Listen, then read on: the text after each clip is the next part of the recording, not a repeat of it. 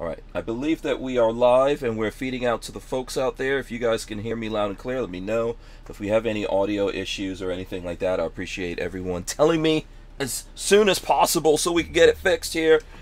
Now, if you're joining us live on Utreon, you already know this. You know, we are on Utreon, which is Utreon, so that we can actually hold guns while we're live, because you know, the YouTubes does not allow us to do that. So if you're listening to this later, gotta move that out of the way here. If you're listening to this later and you're wondering, hey, how can I join these guys live? Go to Utreon and check us out. We'll put this up on YouTube and we'll rip out the audio and throw it up. That being said, I'm going to jump into the show here. I think this is going to be a very cool show. We have a special guest joining us tonight, and I think you guys will enjoy this conversation. So, and plus this is the first time we've ever met. So I'm going to press the button here. We're just going to jump into this. So bear with us. Welcome back to the Hank Strange Situation, Lifestyles of the Locked and Loaded. We wouldn't be able to keep the Who Moved My Freedom podcast going without the support of great companies like Franklin Armory. Franklin Armory provides 100% US-made firearms and awesome binary option triggers. Their focus and purpose is to provide freedom tools to all Americans, especially those in not-so-free states. So when you're in the market, please consider Franklin Armory. All right, so let's see. We are live here, guys, and we've got Mickey Schuch, right? Did I get it? I think I got it right. Nailed it. You nailed it. Lots of training happening behind the scenes in order to make that happen. Of carry trainer joining us. So, Mickey, this is your first time on the show, so you don't know this, but we do this thing called jazz hands. We're taking it back from the terrorists. There you go. Even the macho dudes have to do it. We are... You're macho? Okay. We are live. You're not? You are now. You are now. If you could do jazz hands, you're definitely... It's like a dude who... You know when you see those big muscle dudes and they have a little tiny little Fifi dog? You ever saw that? That's macho. That's macho. So there you go. We are live. This is episode 905 of the Who Moved My Freedom podcast. Like I said, our guest is Mickey Schuch of Carry Trainer. Thanks so much for joining us, man. How are you doing? Excellent. Thank you for having me. I appreciate the invitation. Absolutely. This is, you know, this is a big deal. You know, you're a famous, important man, and you know, you've got a lot of followers. Famous in my own garage, maybe. In our world. So I really do appreciate you coming on. This is one of those. You know, this is one of those things. Like I don't think we've ever met before, have we?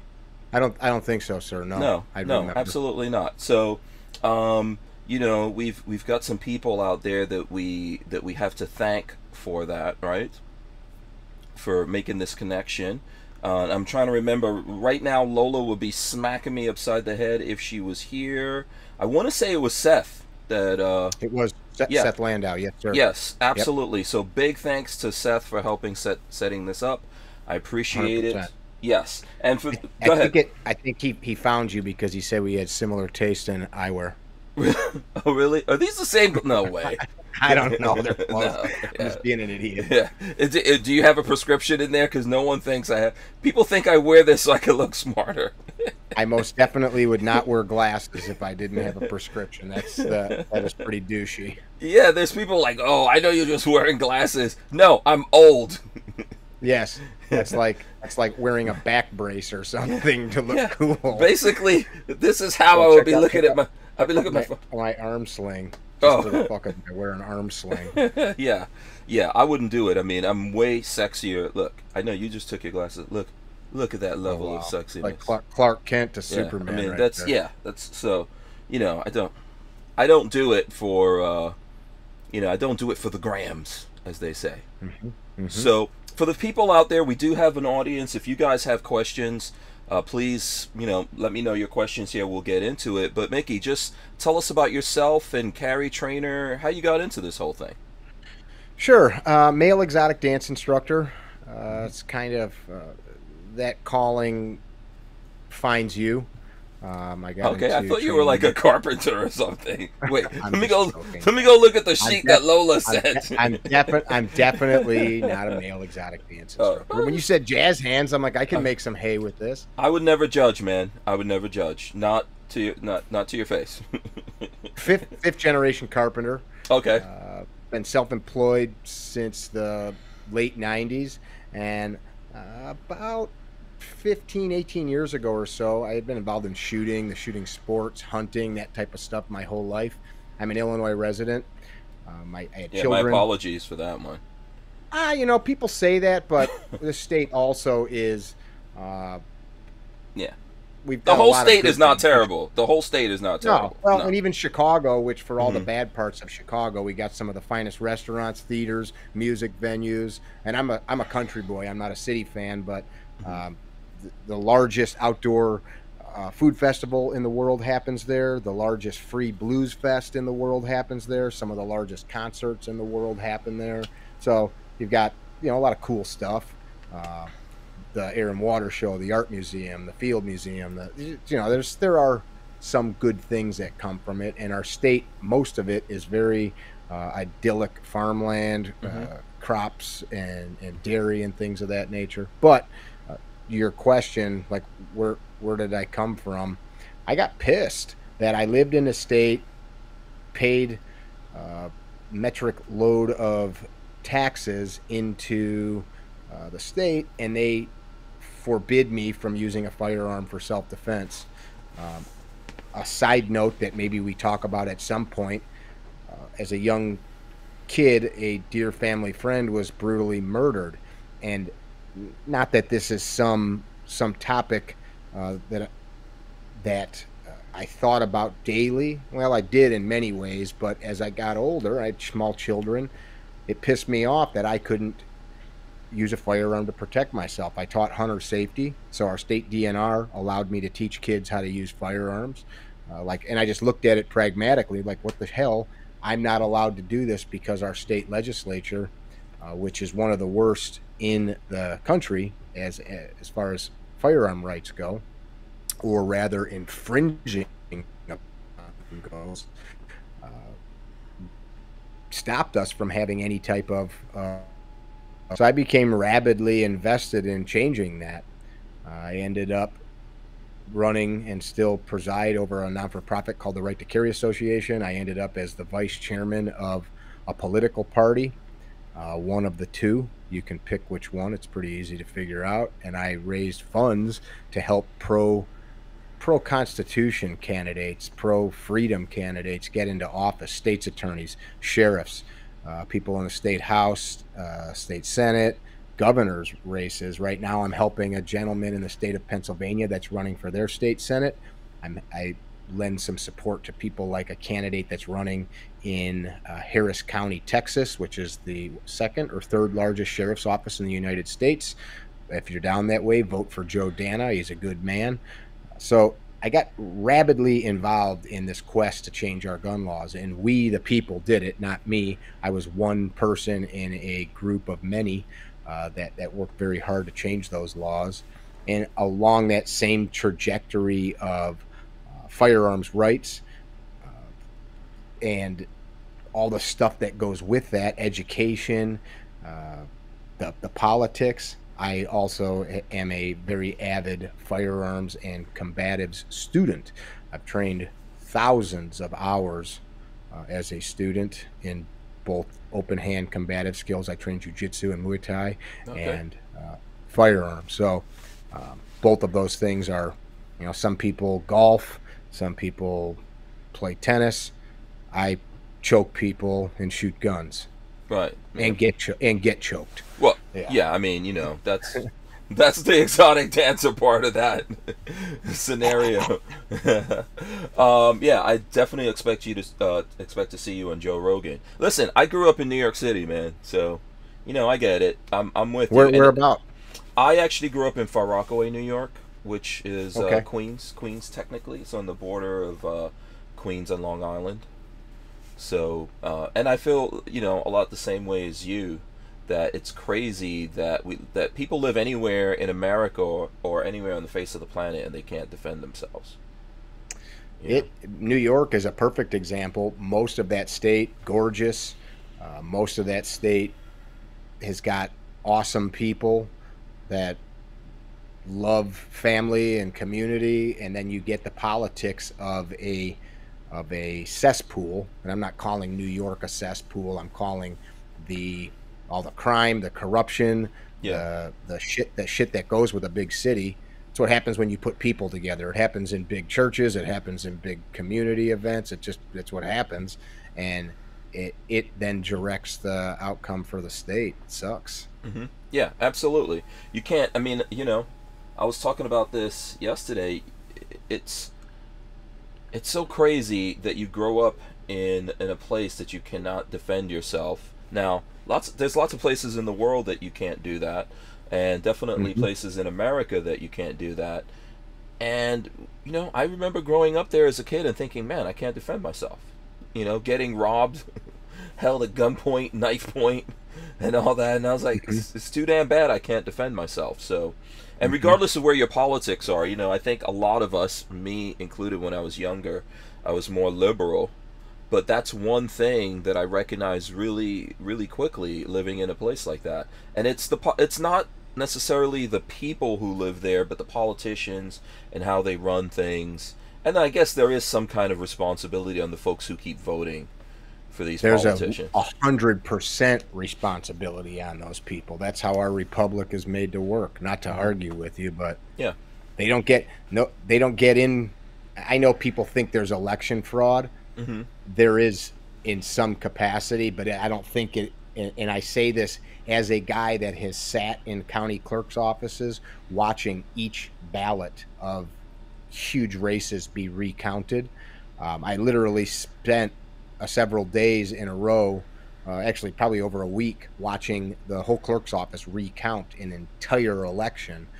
So I got a basic understanding of the process. I've been involved in watching everything up to how the machines are put together, how software's loaded, the chain of custody of paper ballots, mail-in ballots. Of course, every state and county around the nation can do things a little different based on their state board of elections, but um, it's not as easy as people think to do crooked stuff with uh, elections, and people want to believe it's crooked when the truth is people are just too freaking lazy to go out and vote and get their neighbors to vote and get behind candidates is really what it is. It's Hmm. Occam's razor, right? We Hmm. want to think the simple, most relevant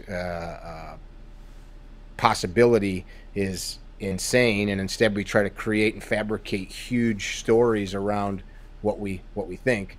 It's some crooked, nefarious group of ninjas that are like blowing darts into election judges, and in order for Oh, that the to happen. Illuminati. Yeah. Yeah, and, Hmm. and does that stuff happen? Of course, nefarious things have always happened when Hmm. humans are involved. But for for example, for somebody to sway an election doing things illegally, it would require a conspiracy, and Hmm. it would require 30, $40,000 a year employees at clerks' offices to commit felonies and want to. I mean, they're not protecting millions of dollars for themselves. They're protecting a $700 a week job, right? You, People don't commit crazy felonies like that for something like that. Not as widespread. People might hear me and say, "Oh, this guy's full of shit." I've looked at it too much to believe that it's, for the most part, not just apathetic Americans that don't go out and do the work. Yeah, you know what? I think that, yeah, I think most people are good and don't have nefarious motivations behind what they do. And I think at the Hmm. end of the day, I wouldn't lay all the problems that we have on America like singularly on Democrats or liberals' doorstep. You know, I think Republicans, conservatives, you know, they're doing a disservice to us as well. And we have to keep an eye on all of these guys, because I think eventually the two-party system that we have in America just leads to a lot of apathy. One, from the voters, and then, you know, the folks who are actually doing that job. Most of them, not all of them, but most of them, it becomes a job, right? And even though the politicians don't on paper make that much money, there's a lot of money involved in them being in politics. You know, Can be. yeah, Yeah. I wasn't talking about politicians. I was the talking like when people. I said, yeah, I'm talking about somebody that works at like a county clerk's office that's an Hmm. employee of county government, because that's who would be required to create some of these Hmm. uh, illegal election Yeah, activities. And it does happen. right. But You said you were a carpenter, right? yes, Or sir. the multi-generational carpenter. So in Chicago, were you ever like in a Teamsters union or something like that? Well, Teamsters is truckers, but yeah, I was in Okay. Carpenters Union up here. Yep, Hmm. for a number of years, and Hmm. of course, when I went out on my own, I became a non-union worker, Hmm. which we call scabs up in these parts. Hmm. Most of my family wasn't union guys. Hmm. I'm not. I'm not pro-union, which will piss people off. For example, you look at what it costs to build roads in my state. We've got, just like New York and other big areas, the cost of road per mile with union versus non-union labor is crazy. Hmm. This will, but the union worker says, "But I'm making good wages." Well, that is just pushed back onto the public. We choose what job we do, and you can make a great living as both a union and non-union worker. Hmm. But there's that price is oftentimes pushed back onto the consumer. Cost to Yeah. build a house, the cost to hire a plumber. I mean, nothing's for free. Yeah. I was a Teamster for a while, and it wasn't I don't think the Teamsters is all truck drivers. I know in New York No, City when I it's was a not. Teamster, It's yeah, not. I was a Teamster when I was working at a hospital, and the security. I was a doorman, but the security and the department which the doorman was inside of, for one point for I think a little bit over a year, actually became unionized under the Teamsters because they were there at the hospital doing construction, and I could tell you it was all run by the mafia, so it was 100% corrupt. You know? Yeah, I mean, I Yeah. can't comment on that from the perspective of I don't know all the ins and outs of what goes on here, but if you follow the money, just we're talking about road. There's been uh, large construction companies that do like huge state or city contracts where Mhm. people end up in prison all the time because Mhm. somebody got a contract without it being open to proper bidding processes, or Mhm. somebody knew somebody. That's starting to go away. You know, the social media, cameras, all the freedom of information stuff, it's so hard now to do those kinds of things. Mhm. And that's good. You know, things evolve. We the people have evolved in demanding more openness in government. So I think it's a lot harder nowadays to do those types of things. Mhm. Yeah, I don't think we're as corrupt as like I've lived in Nigeria, for example, in West Africa. Hmm. I don't think America's as corrupt as Nigeria is, but everywhere there's corruption.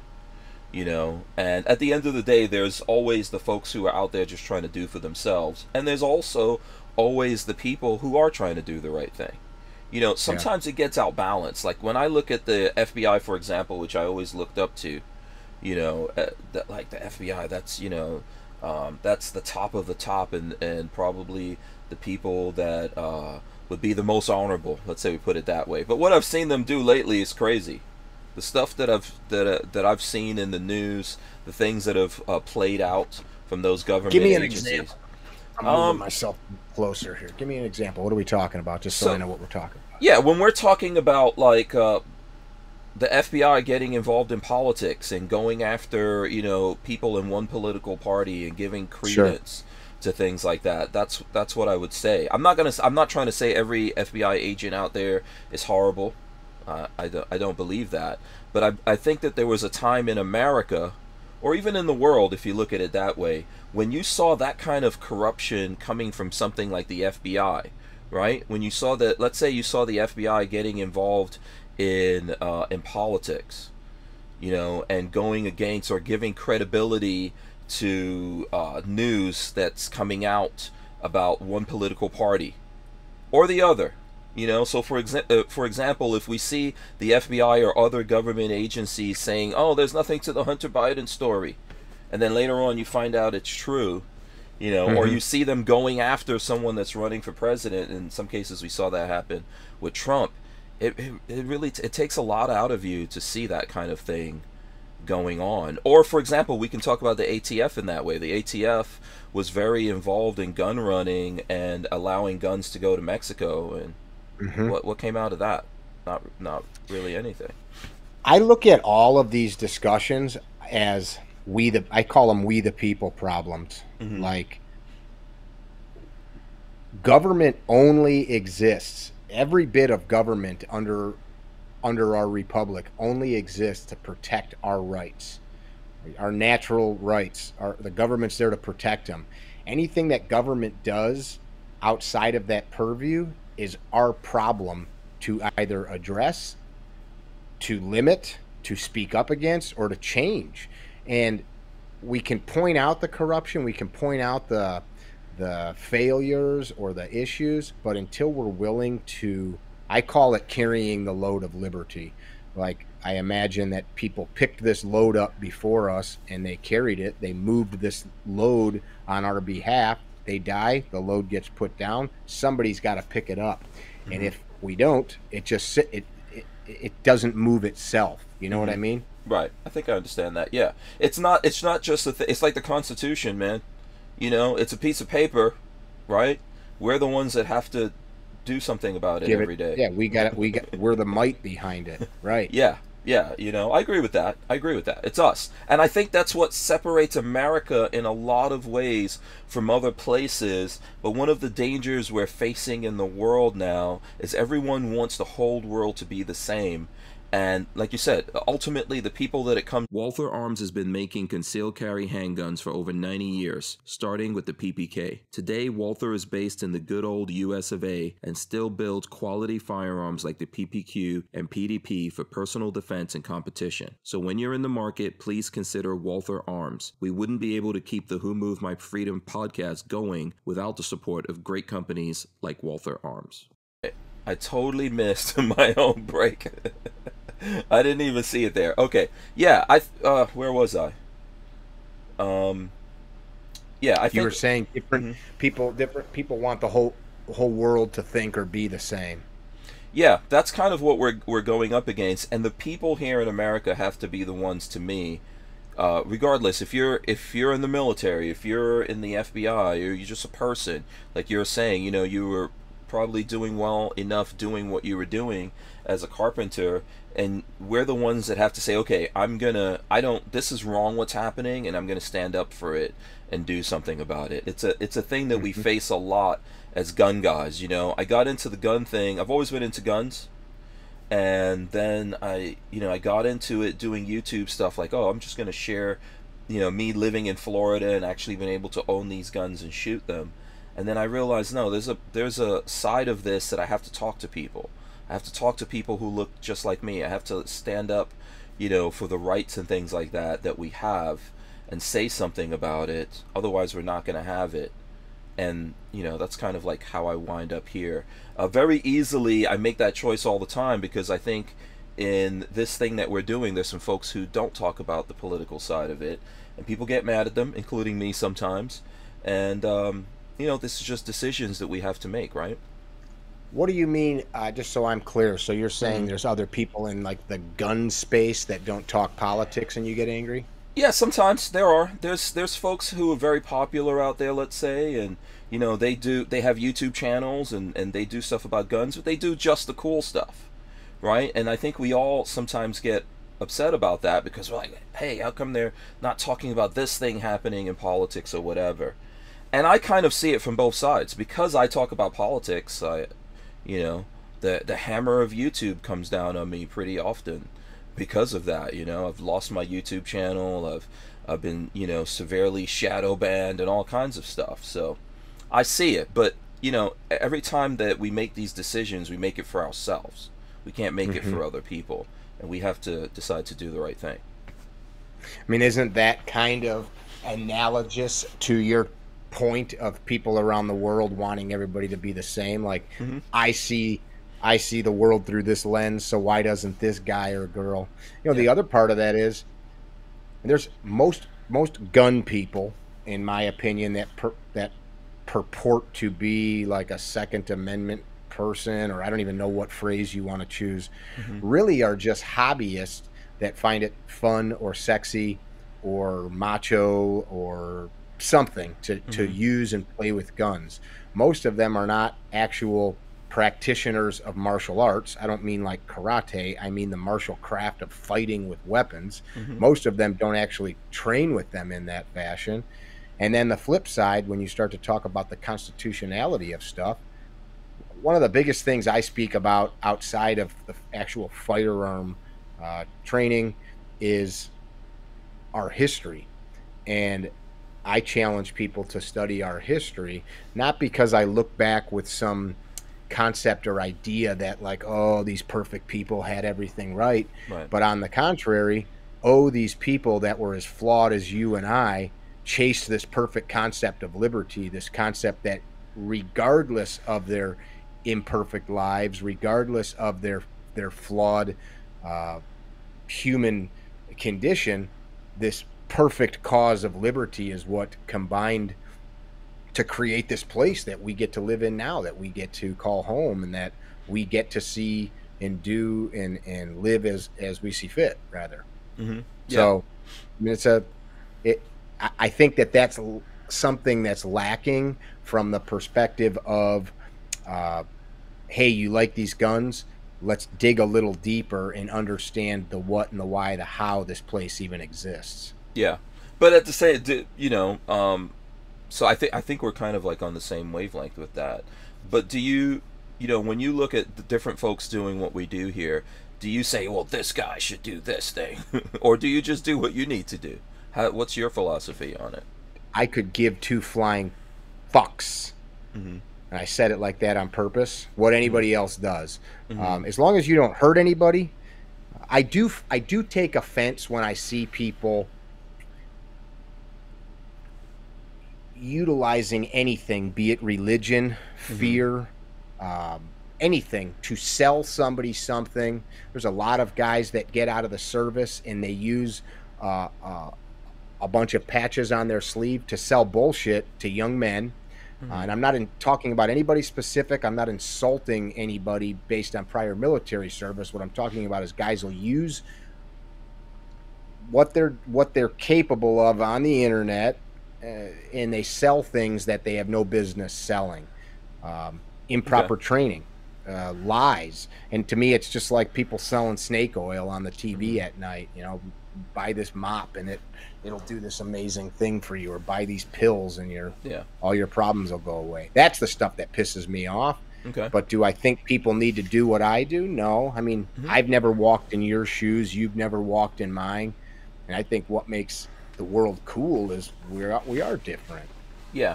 I think also the flip side of that, the reason why that works, or why it happens the way it does, I think, in the gun community, is a lot of people tend to fetishize what some people do in the military, right? Not everyone's a special operator or anything like that. And people tend to look at it and just create all these fantasies around it. So it kind of becomes, I guess, like sports, or I guess NASCAR. Back in the olden days, people would look at NASCAR and then say, oh, I want to drive that car, and then go to a dealership and buy something. And I think the gun world, when it comes to the manufacturers and people trying to market things, very often go, oh, this guy was a Navy SEAL, that's all we need. Or sometimes it's not even, it's gotten so crazy nowadays, you don't even have to be a Navy SEAL for that to happen. We see like those folks, I forgot the name of the husband and wife, but the husband and wife that was in front of their house, pointing empty guns at a crowd and all that kind of stuff. Then all of a sudden, those are the people that every single manufacturer will give whatever gun, whatever they want to, and it's just one of these kinds of things, I think, that happens. And even when I talk to the guys who were Navy SEALs... Just a quick correction. They weren't pointing empty guns at a crowd. They were pointing guns at a mob. At a mob, yes. Yeah. Okay. I'm not against them defending themselves. I just want to make sure that we're on the same. Yeah. I think there was some crazy stuff that happened in that whole thing. There was some really, I personally, if I feel like I need to defend myself, I'm going to defend myself. But yeah, if you're in front of an angry mob and you're pointing guns and doing all the stuff that happened there, to me was so crazy. I'm not saying I'm not on their side or don't agree with the principle of what they were trying to do. I'm just saying, like, how come these guys become heroes? You know, and well, then they're villains to a lot of people. Yeah, you know, I'm not taking pride. But yeah, there's a lot of people that. But that's automatically what happens nowadays. You know. Yeah. That's kind of like automatically the thing that happens nowadays, even within our gun community we're talking about.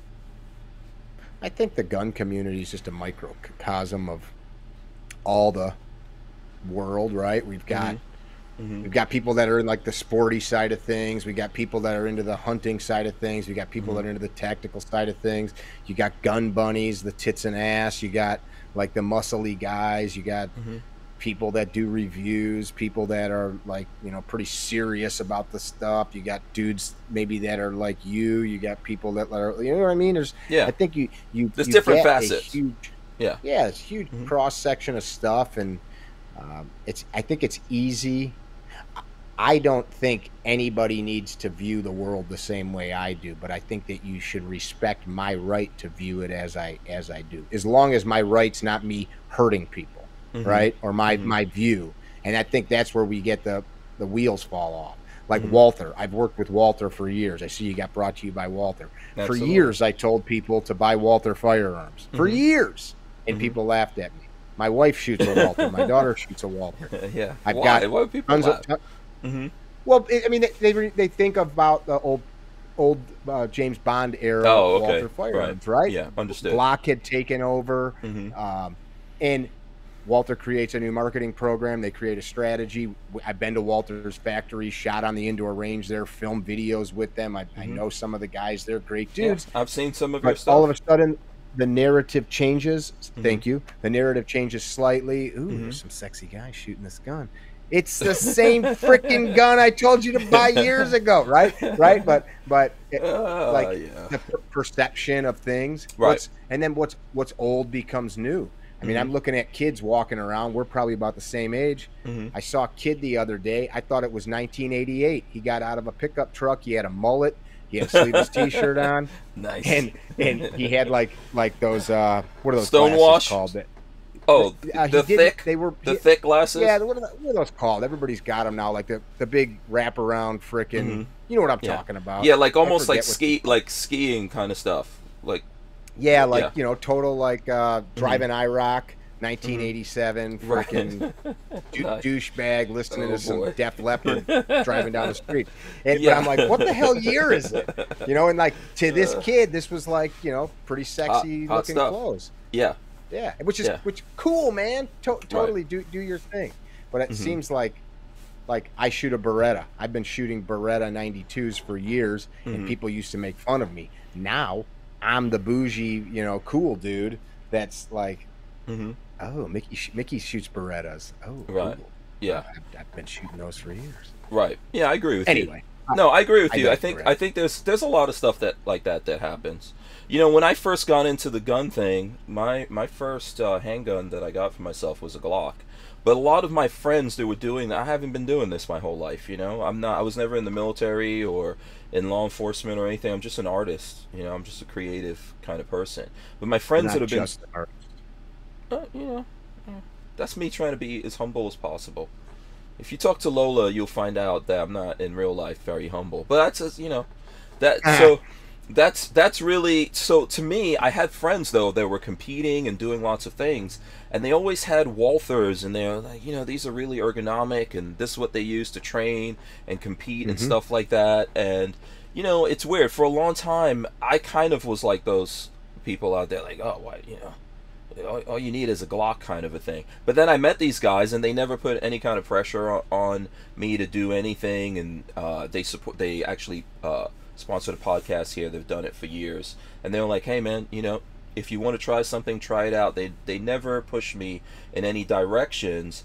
And you know, as I looked at it, I slowly started to develop something for it. I didn't force myself into it or push myself into it. And there are a lot of great things about all kinds of different guns. I think that's the beautiful part about being into guns.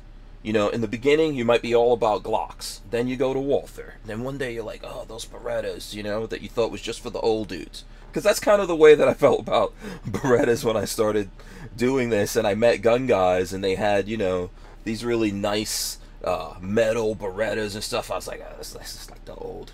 It's for the old dudes out there. But as time goes on, you start to appreciate those things, you know?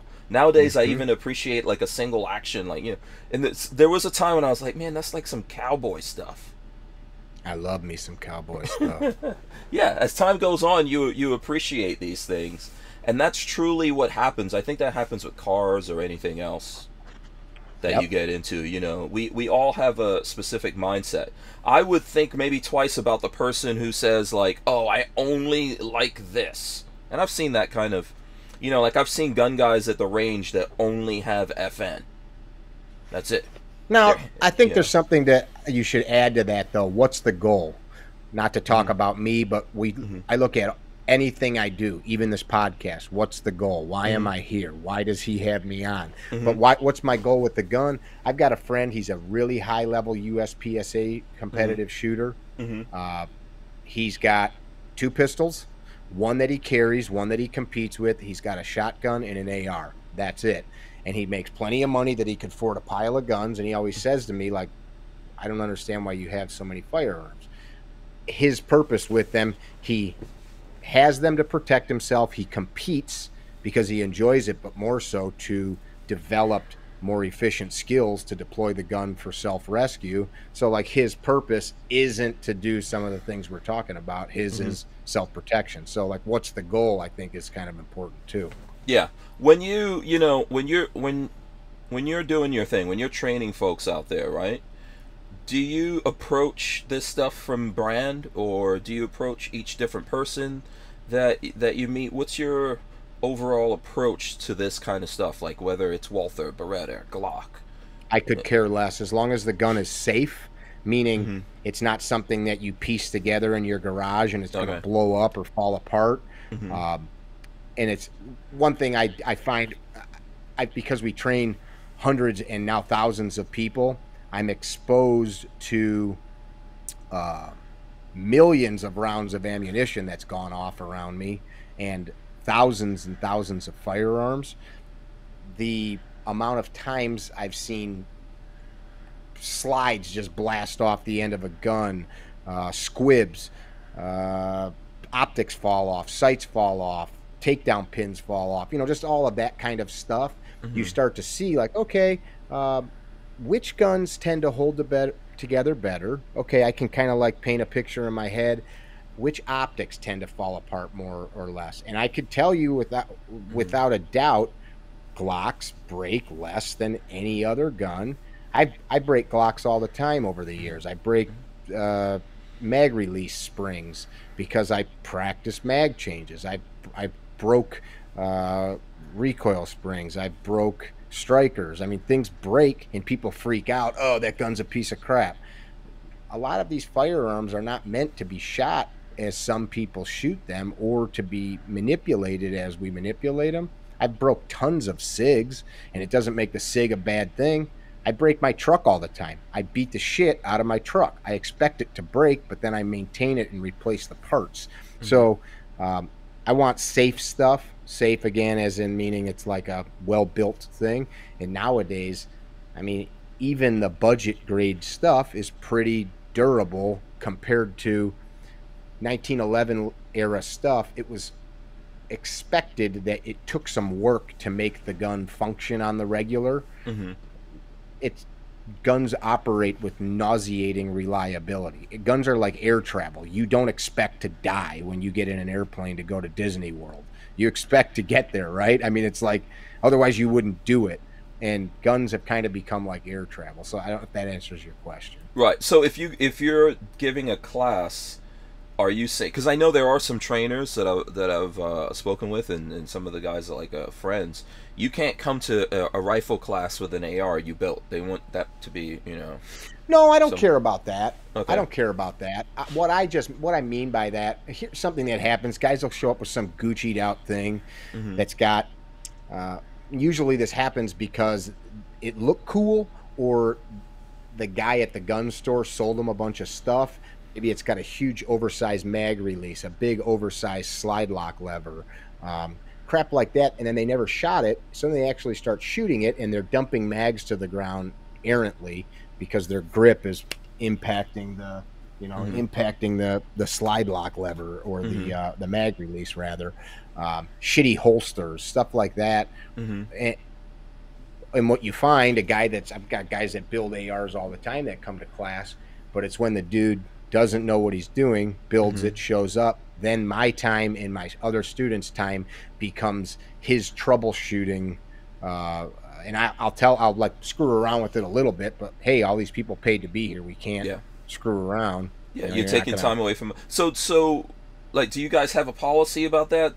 Do people have to bring a backup gun, or if that happens, you're like, okay, here's a gun that we have, use this, or you kick them out? How does that work? I'm pretty cool about that. I mean, let's be honest, not everybody can afford to have 2, 3, 4 guns. I suggest have a backup gun, have 4 to 5 magazines for each, have all of that gear with you, because if something breaks, it might be quicker just to go swap guns. But not everybody can afford that, especially younger dudes or somebody on a fixed income, and I can't assume or expect people to do that. I show up with a box of guns. One thing about guns, the reason I like the Walthers, to talk about them again, you said ergonomic. For some reason, I find that they fit women's hands very well. The way that they make those long slide lock levers that are ambi, like on the PPQ, the serrations, all because girls' hands and guys, but girls' hands especially, they can manipulate them well. What I find is guys will send their wife to my class, as a good example, and the girl goes, "Yeah, he sent me with this bag of stuff, and it's a little single stack, something like a car or a shield." Right. Something that requires a man's or a strong person's grip. The woman can't action the slide. She can't push the slide lock lever up to lock the slide back. We wouldn't be able to keep the Who Moved My Freedom podcast going without the support of great companies like High Point Firearms and Full Forge Gear, bags and gear for everyday life. Did you know High Point is an American family-owned and operated company located in Ohio with over 30 years of manufacturing experience? High Point is proud to be the home of the working man's gun and your source for affordable handguns and carbines with a lifetime warranty. So when you're in the market, please consider High Point. Man, I'm getting so into this conversation. I'm not seeing my own. I do suck, man. It's right there too, and I'm not seeing it. I don't know. I'm not gonna get any better. The more I think about it, the worse I'm gonna be. But yeah, so you're saying that husbands, which I know it happens. So you're saying that they're sending their wife with what it is they want to carry, right? Or they want her to carry. Well, maybe the guy, we oftentimes think like little hands, little gun. I'm just for example, like I don't know how many women I've met over the years that show up with some tiny gun, a little J-frame revolver, or a little single stack micro gun. That's the last thing a new shooter should be using. I got a joke I've always told. The only thing that you should ask the guy at the gun counter, like a guy at a gun store, the only thing you should ask them is how much does it cost? Never ask those. And I know there's people that are listening and they go, "Hey, fuck you, I work at a gun store and I know what I'm talking about." Okay. But by and large, a lot of these guys, they don't know what the hell they're talking about. Oh, so you're saying, don't take advice. You're just saying, I want this. I'm saying don't take advice from that guy. From them. Okay. And of course, there are many people that work at gun stores that do know what they're talking about. But there are tons that don't. And that is how, for example, here's a great argument. Somebody calls me, "Hey, I would like to find out if I am ready or skilled enough to come to your course." And I'll say, "Okay, just, talk to me a little bit about yourself." And they'll go, "Well, I'm very familiar with guns. I own a lot of them." Right. And that is meaningless. I could have a room full of guitars and know nothing from music. I could have a room full of art easels and brushes and know nothing about painting. I could have a piano and know nothing about, you know what I'm saying? Right. So we connect this concept of ownership to knowledge. Well, it's bullshit. I got a pile of books behind me. If I don't read them, I don't know what's in them. And so people often somehow connect ownership because I purchased this thing, thus I know how to use it. Talk to any policeman in America that does crash scene investigations, and you will find dudes that bought Corvettes, Mustangs, Porsches, whatever, that thought they knew a thing or two about driving, and they don't. So yeah, I played Grand Theft Auto. Yeah, but some sales guy sold them that car, right? Yeah. I actually got a buddy that works for a dealership in Ohio that makes, it used to be $39,000, probably a little more now, but just a few years ago, for like $39,000, you could get a 750 horsepower, 5-speed or 6-speed supercharged Mustang. It was like the base model Mustang that they stuffed this huge blower for 40 grand. Oh my yeah, it was like the base model Mustang that they put with the 5-liter that they put a fat blower on. I mean, it was like, unless you were somebody that knew how to drive, this car was going to kill you. And he'd tell me people come in 2 weeks later, the thing had come in on a frickin' flatbed, just wrapped around something. That's how you learn. Yeah, right. Well, there's race car drivers that are really awesome on tracks, and they're not very good at driving on the streets. I mean, well, it's different tires, right? Yeah. Different track surfaces. Yeah. But where I'm going with that is, so your question was like, what are my prerequisites or thoughts on like the gun? Everybody's hand's different. Everybody's grip pressure or ability to create grip pressure is different. The friction coefficient of our skin is different. Of course, hand size, our vision's different. Are the strength of our arms, our elbows, our wrists, our needs. You know, if I knew I needed a gun, I'm gonna grab my 308 AR in a whole bag of magazines if I know I need a gun, right? So we have this concept like this is good enough. So it's a trade-off, right? Concealability, comfort, accessibility on our clothing, our ability to hold it and actually shoot it, our ability to manipulate it, mags, slide lock, to keep the gun up and running. So I think we got to find a firearm that works well for us. People like Glock, Walther, Smith & Wesson, SIG, all these companies have all based their shit off of men like Browning, what he did years ago. And these guns, while there's been slight changes, are really still pretty much what guys like Browning came up with years ago. We haven't yet come up with something that's much better. It's just, what are we really changing? Some ergonomic stuff. Materials. What it looks like. We're not, it's not like it's something like you point your fist and bullets are coming out of a ring, which would be badass. To laser beams. Yeah, to an extent. So my thing, okay, so I don't know if this is, so are you saying, for example, if you're going to do a training class and you carry, you know, like, what is this? I think I have, this is Lola's P365 here, right? Let's say if she carries this and she goes to a training class, do you take this or no? Go with a full-size gun? I'm just trying to clarify here. I think that's contextual. I think if, let's take a look at Lola. Let's suggest Lola's never shot a pistol, or Lola's only shot a pistol. Cool name, by the way. Only shot a pistol 10 times.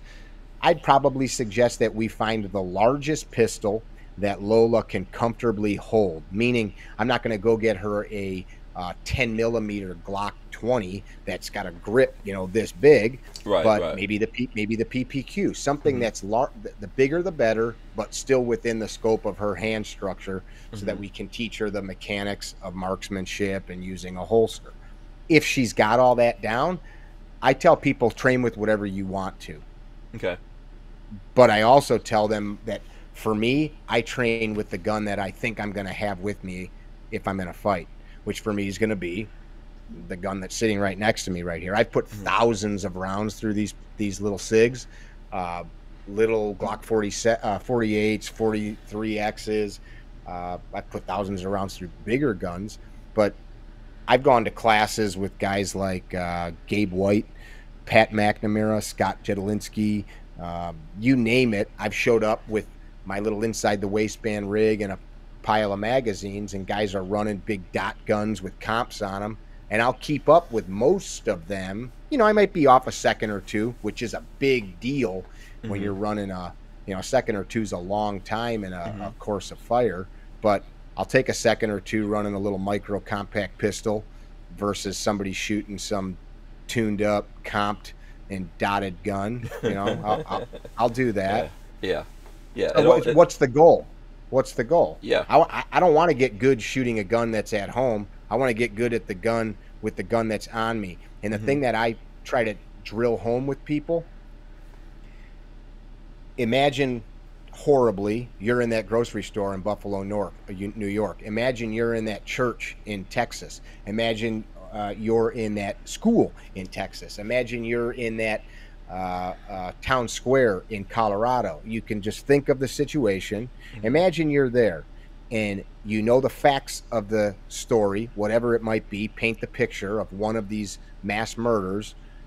Is the gun that you have on you something that you think that you could use to protect life and liberty of yourself or others, if that's what you choose to do?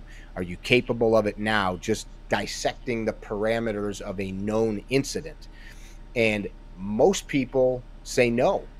So that's a clue. I think, personally, I think you should be able to take the gun that's on you and own anything that's 25 yards and in. By anything, I think something like the size of a dessert plate, like a 6-inch circle. I should be able to draw and put rounds on something 25 yards away at will with that gun and be conscious of a clear and clean sight picture to, beyond, and around the target. I should be able to do that regardless of fatigue. I should be able to do that regardless of light conditions, meaning there is enough light to be able to identify a target in my sights. So those are kind of some parameters that I think should drive not only what we're training with, but the mindset behind it. Because I don't carry this thing to have a couple pounds of metal in my pants for no reason, right? Well, yeah, I mean, yes. You want metal in your pants? Depends on your situation. But that's where sidetracking. You know, are you talking porno stuff right now? Yeah, exactly. You might want to have some heavy metal. All right. You might want to have some heavy metal in there. I do agree with you. Let me give some shout outs. Ham Radio Pen Pal is shouting you out. He says at Mickey Schuch, what's up, buddy? So I don't know if you know Ham Radio Pen Pals. I don't. And are you into ham radio at all? Are you a ham radio? You know, I grew up with a very dear family friend. What is his radio signal? Whiskey Sierra Kilo Niner, I believe. Okay. And I loved him teaching me stuff on his setup. I'm not licensed, so no, I'm not on the radio. Yeah, okay. I may have. Not at all, huh? You don't own a Bofang anywhere? You're not gonna admit no. it. Okay. Yeah, Lola and I recently, I think it was in January or something like that, got into it and got licensed. So cool. Good for you. Yeah. He says Mickey knows me as Paul Garber. So there you go. Hey, Paul, what's happening, brother? There you go. You do know it. Yeah. I do know Paul. Yeah. And then Lola. Actually, Paul sent me a message today saying that you were a cool dude. Oh, look at that. Okay. So he obviously doesn't know me. He doesn't know me, though. So. Well, clearly he follows your work and your artistic expression. No, well, Lola and I, we got into the ham radio world, man, which has been really cool. You know, I think that's one of the reasons why I'm doing this is to be prepared for things, and I think communications is part of that. So obviously you can't get into everything, but I've met some of the guys that are in the ham radio world, and you know, there's a lot of stuff on YouTube. So we followed what they did on YouTube, and we got prepared. We went to I think it was called Hamcation in Orlando, and we actually got licensed and everything, and I own some stuff. So, and I'm sure he's found me through those dudes. Lola was asking some questions back here that she's been texting me about that I'm ignoring. That I'm ignoring her question. So I'm just gonna go to her. Let's see where she's at. She wants to know. She wants to know why you started Carry Trainer. It's a good question. I mean, that's a pretty broad one. The Mm-hmm. fastest answer, quickest answer would be I felt I had something to add in this space. Mm-hmm. As soon as I don't have something to add in this space, I will step out of it. Mm-hmm. I don't fuck around. I'm not here. I can make more money doing a lot of other things. I do own Gunfighter Oil. Mm-hmm. I invest a ton of energy in this because I take it very seriously. Okay, I've heard of Gunfighter Oil. You just said. Correct. Oh, nice. That's Okay, our cool. It's our brand. Okay, cool. I mean, I got stuff like that I can do. I am very passionate. My buddy Paul Sharp, who I've known for many years, beloved friend and mentor, as well as somebody that helps us with our S12 event, former jiu-jitsu coach, great guy.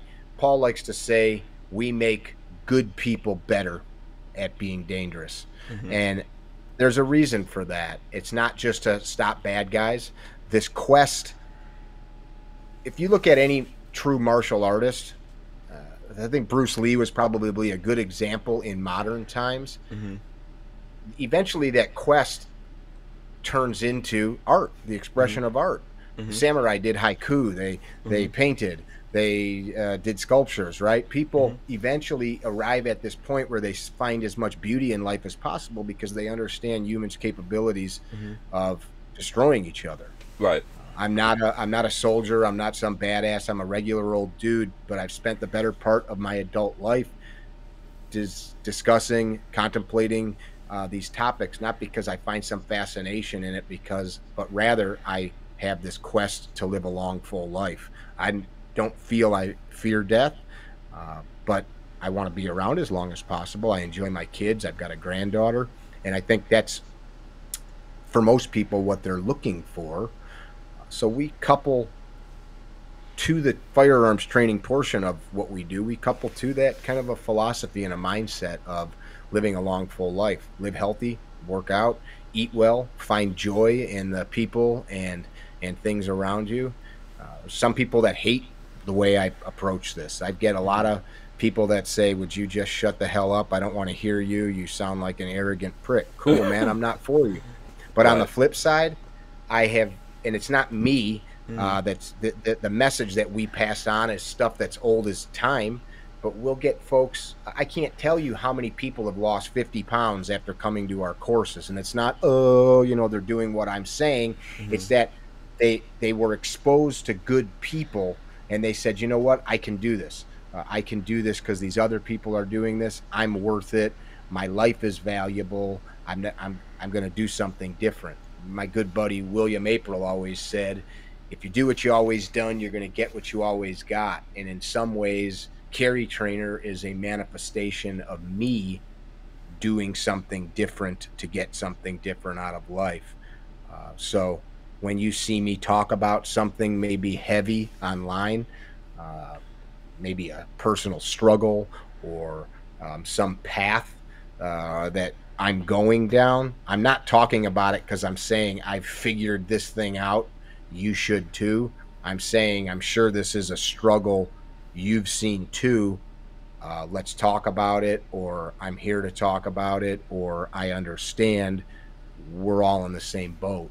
And that's kind of the synopsis. Let's live a long, full life together. Right, absolutely. I think, people should be well-rounded. Shouldn't just be, single-faceted kind of a thing. And you're not the first person that I've heard say that self-defense is a martial art. My friend Reed Henricks, he was the first person I think that I've heard say that, and I agree with it. Right? It's a martial people have art. been talking about it for thousands of years. Yeah, I know Reed. Yeah. This is all part of the whole thing. Yeah. So well, I think. I go ahead. I'm talking over you. I'm sorry. No, you're good. I was just going to say, I just think we need to be balanced, You don't have to be... Anyone who goes all the way in one direction, and they're only into that. So, I think being fit, being healthy is a great thing. If that's the only thing that you're doing, you're not going to live a good life, like you were saying, right? You need to balance everything that you do. So, and I think that's when you bring up the samurai, that's what I think about, right? This... I'm sure there was some evil ass samurai, right? Oh, for sure. I just Yeah. meant that one facet. Right. Yeah. I mean, these dudes were literally the enforcers, man. They were walking around able to like slice off heads and stuff like that, you know. But Sure. yeah, you should endeavor to be balanced. If you look, I mean, they're not that much different from knights, let's say, that you would find in Europe. Which were hired thugs. They're not like the movies tell us, like damsels in distresses. Most of them were more like the sheriff of Nottingham. Most of them were just iron-fisted bastards. Yeah, that's a lot of what's going on. And then as I don't know where to put it. I think in civilization as we move forward here, you know, we're living in a world today because of all the things, right? Because of the machines and technology and things like that we have around us. We could either choose to be very lazy, or you know, add layers to our lives and who we are, and all of us in different ways. You know, sometimes, you know, I would say there might be this thing that I'm very versed in, but this other thing here I'm not so good in. But you strive to make yourself better. Right on. Yeah. What's the goal? That's how I start everything. What's the goal? And I think it's really easy to go off on a tangent. For example, I'm going to become a ham radio specialist, a self-sustained person that lives in the woods and keeps bees and raises hogs and knows how to crack my own wheat and do sutures on my kid's foot and all of these things, because I think the world's going to end. So now the focus becomes the world's going to end and I'm going to live on. Or you could say, I'm alive, I'm well, it's a new day, the sun is shining, the birds are chirping. There is always some evil shit going on in the world, but I'm going to spend the trajectory of my life doing good, being good, and living well. And in that, I'm also going to learn some skills that should calamity or violence come my way, I will prevail. That's kind of my mindset. I don't live in fear of like the end of the world or anything like that. Yeah. I think that's nonsense. Yeah. I mean, what can you do 48 about it? seconds, by the way, 46 seconds. Look at that, man. You're getting even better than me. Lola is surprised by the 50 pounds thing. So in that 30 seconds, she's like, "How long are these classes? Why are you losing?" Not 50 at pounds? the class. Not at the class. You know, like I've met them, and then when you take your next break in 30 seconds, I'm going to sprint and come back with something to show you. Okay, all right, cool. Yeah, Lola, not at one time. Lola's like, okay, if I can lose 50 pounds at this one class in 3 days, because I think Ham Radio Pen Pal says the class is 3 days. Yeah, if you lose 50 pounds in 3 days, you're in trouble. I was pretty sure that that's not how I articulated it. So that's what you folks wanted to hear. Yeah, that's right. We'll be right back here in a second. With Armslist, you can shop the extensive list of local and nationwide firearms classified, now with more confidence because of their built-in firewall. For only $6.99 a month for personal use, or $30 a month for business vendors. So when you're in the market, please consider Armslist. We wouldn't be able to keep the Who Moved My Freedom podcast going without the support of great companies like Armslist. Yeah, that's even one of the things I think about losing weight. To me, I don't know, things work differently for other people. I don't want to get all crazy only about losing weight. I think if I was all about, let's say, losing weight and losing 50 pounds, I could definitely do it, without a doubt. Okay? I can definitely do that one thing if I drop everything else. So I personally, I think you should try to be a little bit more balanced and have, like right now, for I think the last about 3 months, Lola and I have been doing it, trying to make it part of my lifestyle. I don't eat after 7 o'clock anymore. It's a good thing to do. Yeah. I think some people do need a serious reset in life. I've needed a serious reset in my own life, not on weight, but other things. I think sometimes you need to do like hard stop. What the fuck am I doing? And not everybody's like that, right? Not everybody. You made a small change that may make a big impact over the long run. Let me show you this. So in our classes, sometimes we shoot t-shirts. We shoot the t-shirts because the t-shirt is not a cardboard target, right? It allows us to visualize our sight or our dot on something that would look like what somebody'd be wearing. Makes sense. And so in 2019, I had a dude come to a class, and he, great dude, he was pretty heavy, and that was November of 2019. He weighed 225 pounds, and exactly 13 months later, 2020, December of 2020, he showed up to my class. He weighed 151 pounds. So he wait, he was comes up to me. He went 225 to to 151. Oh wow! Yeah, 151. Okay. Awesome. So he shows up. So what is that? 74 pounds. Yeah, sounds like that. Yeah. Wow. So he's like, "Hey, I want to shoot in a year and 13 shirt. months." Yeah. 13 months. He goes, "I want to shoot this shirt." And I go, "Okay." I'm like, I don't give a shit what shirt you shoot. And he goes, "But there's significance." He goes, "This is the shirt I wore in class last year." Wow. And whatever. It's just the shirt, but you see the bullet holes in it. You kind of see them. Nice. Yeah. So kind of. We lost your mic there for a second. I don't know if you could hear me. Your mic's gone. Uh-oh. Yeah, you hit. Okay, you're there. You're back. I think you hit mute by accident. Sorry about that. What's the last thing you heard me say? I think you lifted. Yeah, you lifted the shirt. Okay.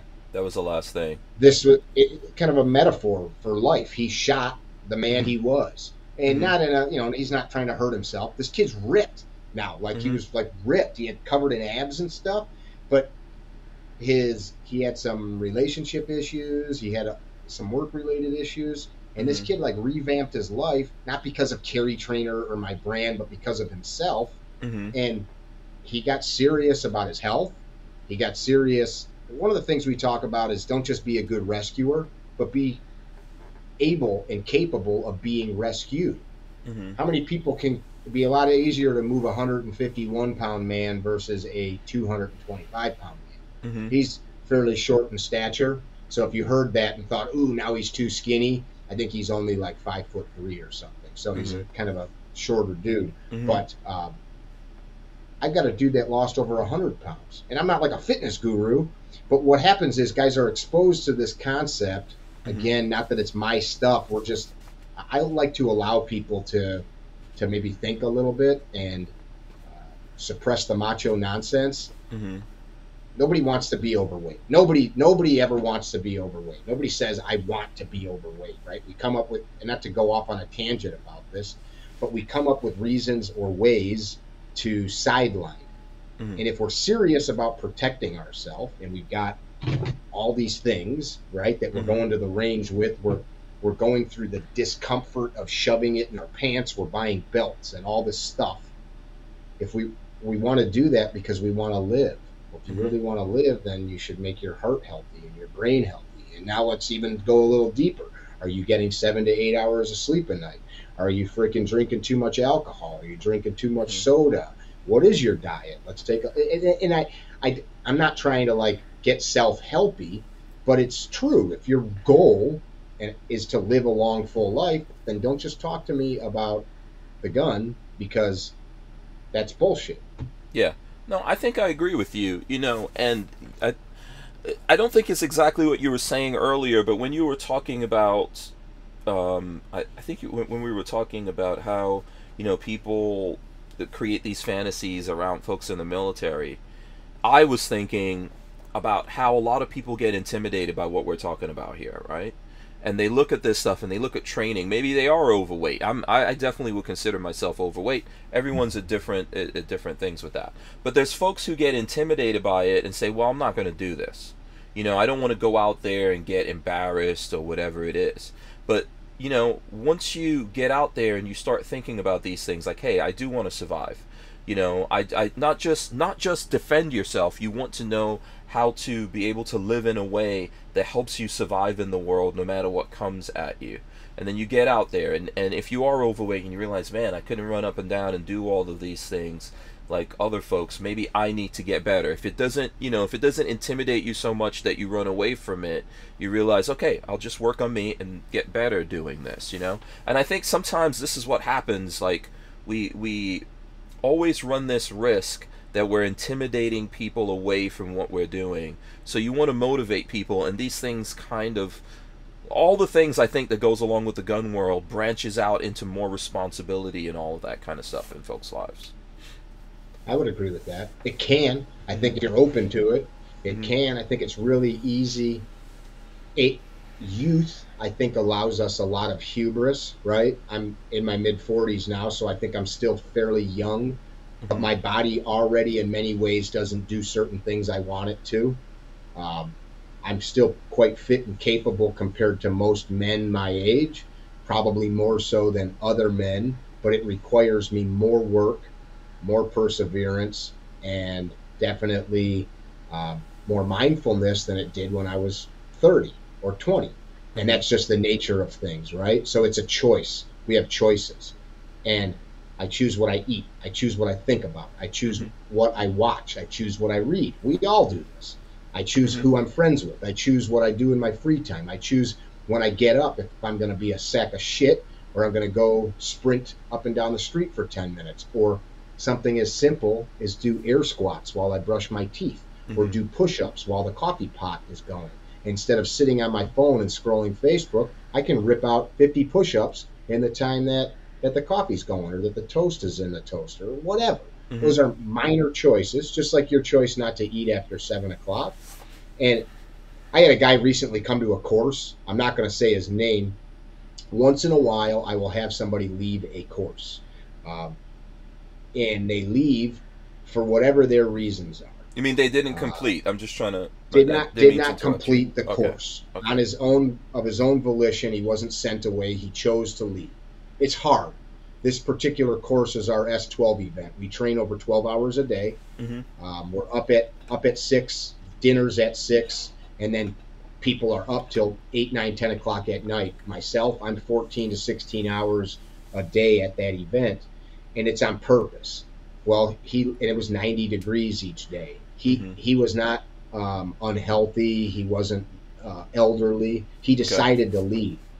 But I found out later, and if he hears this, I mean no disrespect, and that's why I'm not naming him, but I think it'll illustrate my point. I got a phone call a few days later from somebody, and they just said, "Hey, that guy, do you remember him?" And I said, "Yeah, is he okay? He didn't like bust his knee or pull a hamstring or something," because I didn't have a chance to talk to him. I just was told that he said that he was leaving.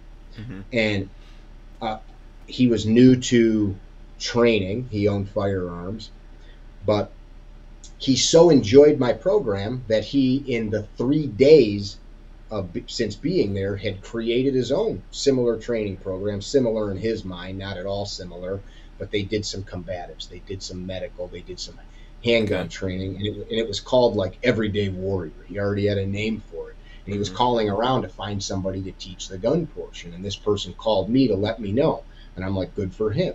And I'm thinking, Everyday Warrior, like you're such, and the concept was, the guy read me the concept, it was, we're going to teach everyday people to be warriors. And I'm like, you're such a warrior, you couldn't fight through one more day, just one more day. You packed up your shit and went home to the air conditioning, yet you are going to ask people to do what you yourself weren't capable of.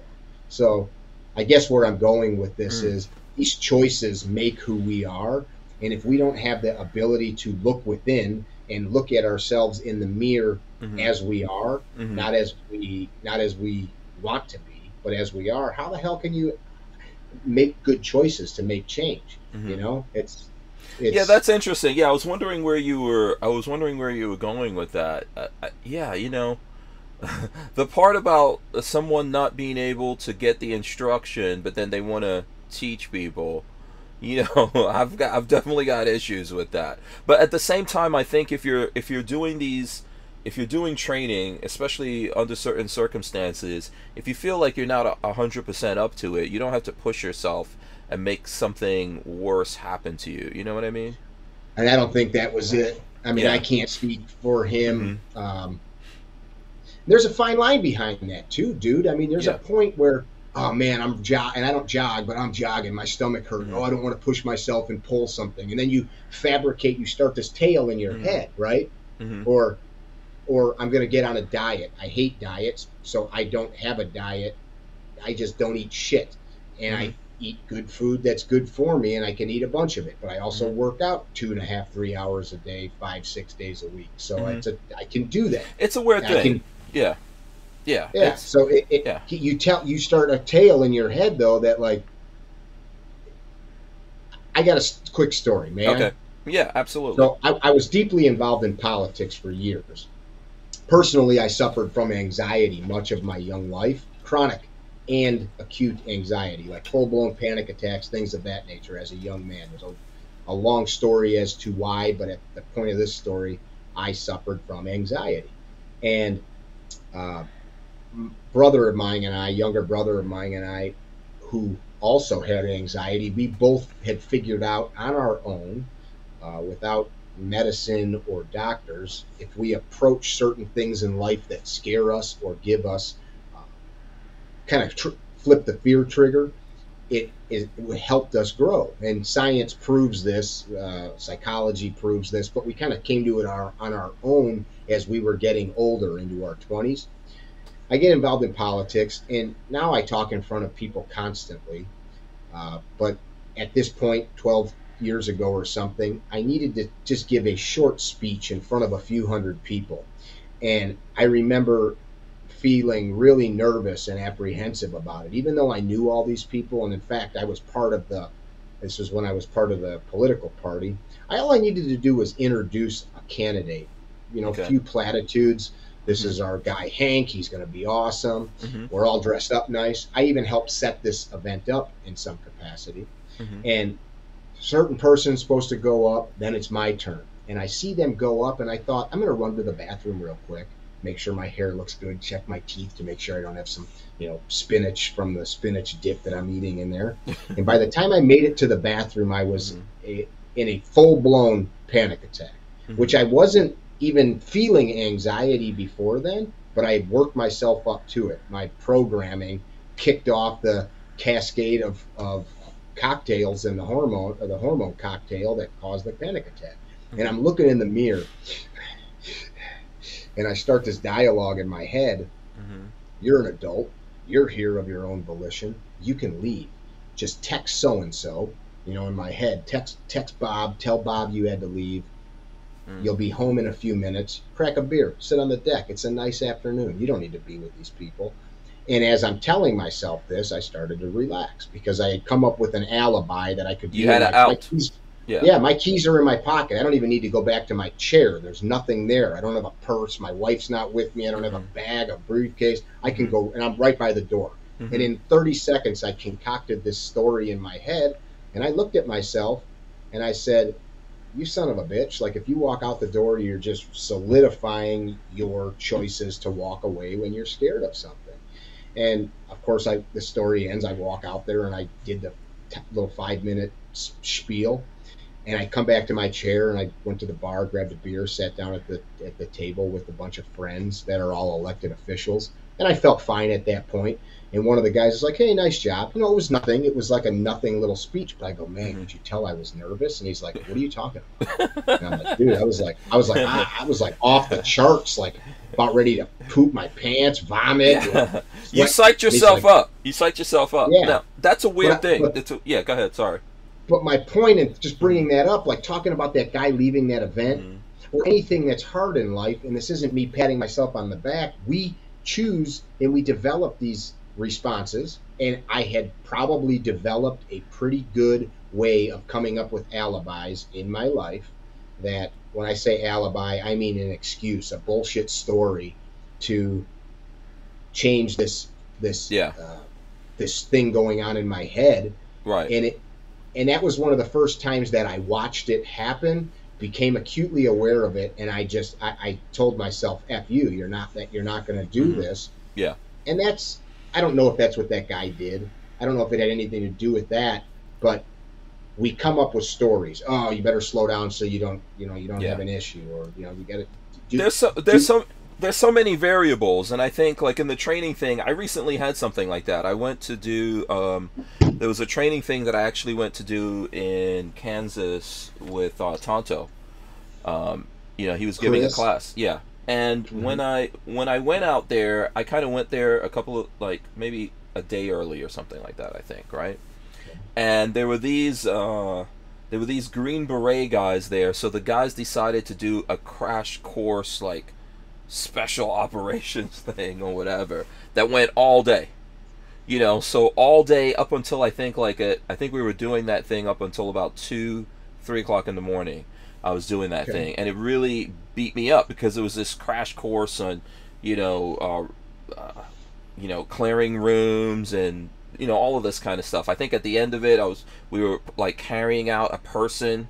We did a rescue operation and all this, and that was tough, and I did it. And then right after that, we went right into doing this thing with Tonto, and I was out there by myself and not feeling good, and I did most of that thing. And he came up to me, and he was like, "You know what, man? If you're not feeling 100%, the next part that we're gonna do is gonna get really, really crazy, right? So you don't have to make yourself do that." And I feel that same way. I don't want to quit. I don't want to quit or give up on something either. But at the same time, I was like, I'm also way out here. I've got a whole bunch of things to do. I don't want to hurt myself and be all out here on my own. And I just manned up, and I was like, hey, I'm not going to do it. But I also didn't walk away from it. I stayed there. I helped load ammo and all that kind of stuff, and went through the thing. I think there is this thing that, we have to make ourselves, like you did. You've got to make yourself go through things if you're psyching yourself out. Sometimes I also feel like there's things happening where something might be telling you, hey, this is not a good idea, don't go down this path. I don't think that's necessarily what happened with you. But sometimes you also have to know when to say when, and then just 100%. Don't be embarrassed about it. You don't have to run away or hide or anything like that. You can still be in with people, but you don't have to take yourself out either. Only a fool. Yeah, I've done some mountaineering. I'm not ready to go climb Mount Everest. I can't just will myself to do that, right? Yeah. So I 100% agree but this is that like self-awareness thing. And nobody was asking this guy to do something that was beyond his capabilities. Yeah. The 10 professional instructors there are also able to look. Like if Chris looked at you and said, "Hey man, I see you're kind of looking beat up a little bit," he probably recognized in you that you were looking a little beat up. Yeah. So he did the right thing, and then you dug deep and pulled it out. So yeah. But it's crazy. It's crazy. Well, what you were saying was crazy. It's crazy to think that someone went through that situation and then was like, "Yeah, I'm going to teach people." Yeah. So that's the 1 minute mark we just heard. Yeah, one of the things I always tell folks, like, I'm not trying to act like I know everything. If anything, I'll rather act like I don't know, but I try to do my best, and I don't hide like my mistakes and things like that, but to try to teach people things when you yourself don't know that thing, that's crazy, I think. Yeah. That's a dangerous thing, and there's a lot of folks out there doing that, It's like being it's like being a self-help guru, but you can't help yourself. That's funny. I actually just heard from a friend of mine about a girl that he knows that just got like a certificate in life coaching, and she knows the difference. Yeah, we're gonna take a break here. I see this one. We'll be right back. We wouldn't be able to keep the Who Moved My Freedom podcast going without the support of a DAO, or decentralized autonomous organization like TUSC Crypto. TUSC cryptocurrency is a firearm-friendly e-commerce option for online payment transactions, secured on the blockchain. So when you're in the crypto market, please consider TUSC, TUSC. All right, so we're back here. I think, this is kind of fun, man. So what kind of stuff do you, I don't know if you have any questions or anything like that for me. We do have folks out here in the audience that seem to be having a good time. I would have to scroll up to see if there's any particular questions. But, what you do training, right? You're in the gun world. Do you do any carpentry stuff anymore, man? No, I mean, just for fun, and I'm not above it by any means. From the time I was single-digit kid, I was pounding nails into things and humping lumber for guys. So I respect the heck out of the men and women that that work with their hands, farmers, gardeners, sailors, pipe fitters, whoever. I used to, one of my businesses, we did a lot of grant work for construction, and it ended up getting me, this is part of what kind of got me involved in politics, because I realized some of the processes through this. I presented to the State Board of Education. This is probably like in 2008, maybe. Mm-hmm. My Illinois State Department of Education. And the reason that we did this is we were kind of pissed off that most of the schools had no trades programs anymore. Every school teacher, every counselor, every professor, every dean, principal told kids, you got to go to college. Mm-hmm. I stand here or sit here. I've got some college that like coursework. I'm an EMT. I've gone through the EMT program a few times at the college in my community. Mm-hmm. I've done some, little stuff. I've never gone to university, and I have no degrees. And I managed to own multiple businesses in life. I managed to sit on the board of preside over a large not-for-profit. I managed to become the vice chair of a political party. I managed to run campaigns and sit in a room where 5 governors asked me questions. Like, I was pissed. Like, why are we screwing our kids? And now today, we've got every construction person I know is trying to find young people to learn the trade so they can populate the business. So that was the big problem I had. For one, I was burnt out on it, but the other side of the equation, all the men that worked with me were old enough to be my uncles or father. Mm-hmm. And most of those guys are sitting fishing somewhere now. Mm-hmm. So what do you, is there something that you do like to do that is like a hobby, or, Dick jokes. I am you want to be a comedian. You want to be a comedian. I cook. You know what I really like? My wife and I, we travel a lot. So I travel. I'm in like anywhere from 20 to 40 states a year working. Mm-hmm. And what we try to do, I never work just to work. I wake up. I'm grateful for each day of living. And so as I travel around this nation, probably the number one thing I do for fun is study our history. Okay. I've seen most of the great national landmarks, visited them, most of the great national and state parks. I've been to most of the great Civil War and Revolutionary War battlefields. And something I've worked on for years is I visited and said thank you at the graves of most of our 56 signers of our Declaration. So that's something that moves me deeply, visiting these places. So that's probably, something I would say is something I find great enjoyment and peace in. Yeah. Yeah. I dig that. Something that came to mind, would you ever consider running for office? I know you said you were involved in politics before. Did you hold, office? No, not interested in that. Okay. For a couple perspectives, I don't play well with others. I think that my talents in that arena are best. Could I? Yeah. Would I win? Maybe. Would I be good at it? Maybe. I would rather help people. Like my wife is suited to a 9-to-5. She would hate me saying that, but she recently hung it up after 21 years at the same office, that she went from like the lowest job there to the third in line to the CEO. She was a director there, put herself through college. She's a hardworking lady. I am not that guy that shows up and does the grind.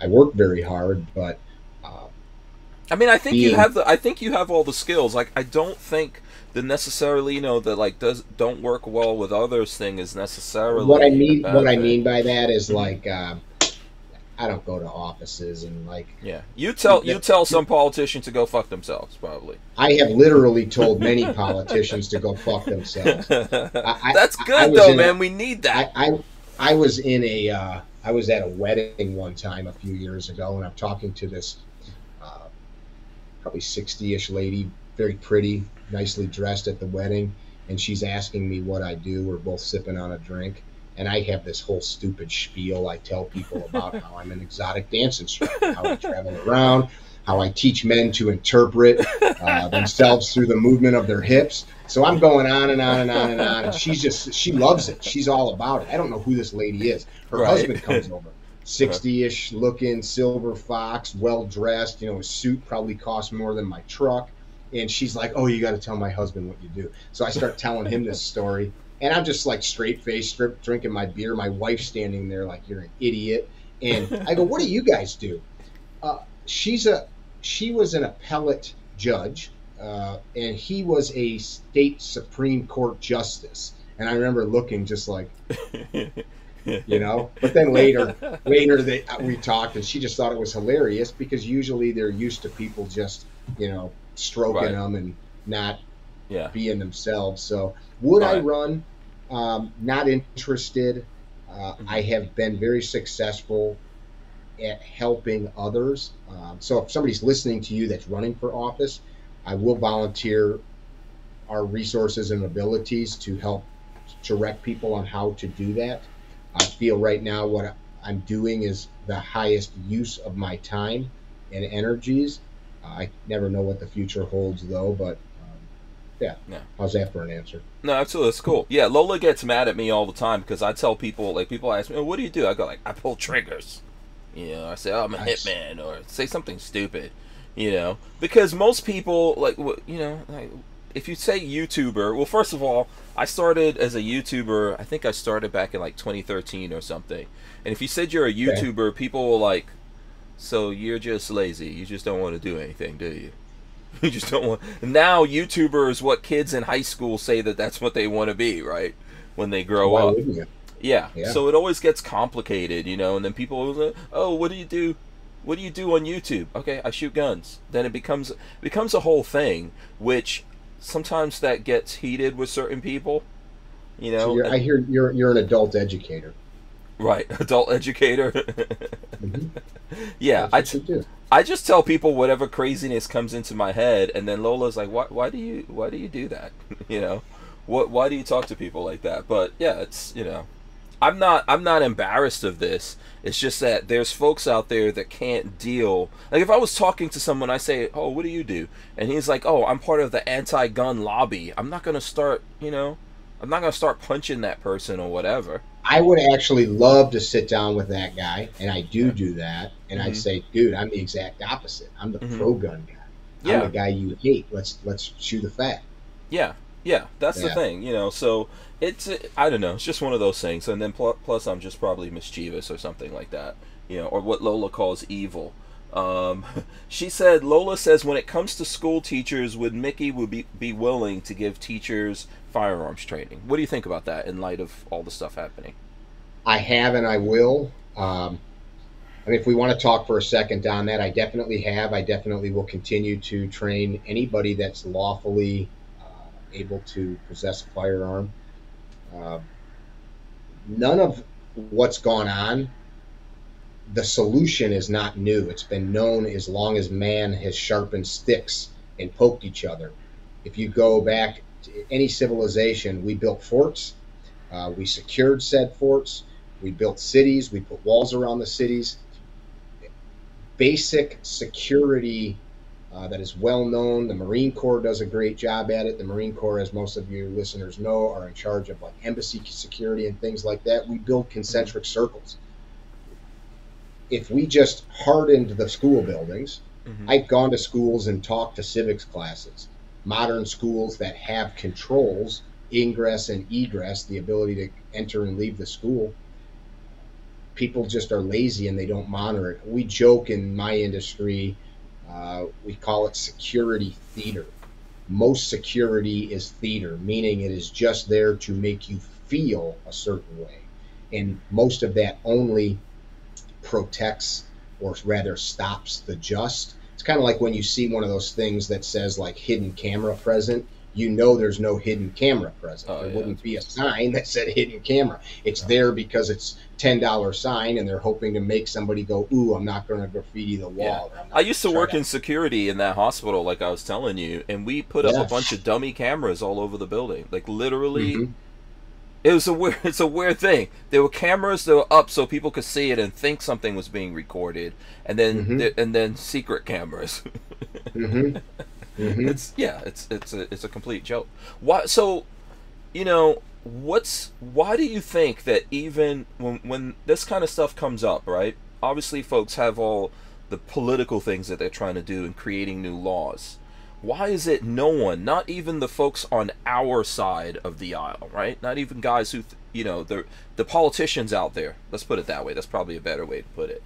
How come even the politicians on our side really aren't serious about hardening the schools? Here in Florida, we had the Marjorie Stoneman Douglas thing. We had a bunch of gun laws went into effect here in Florida. We haven't even put that kid on trial yet.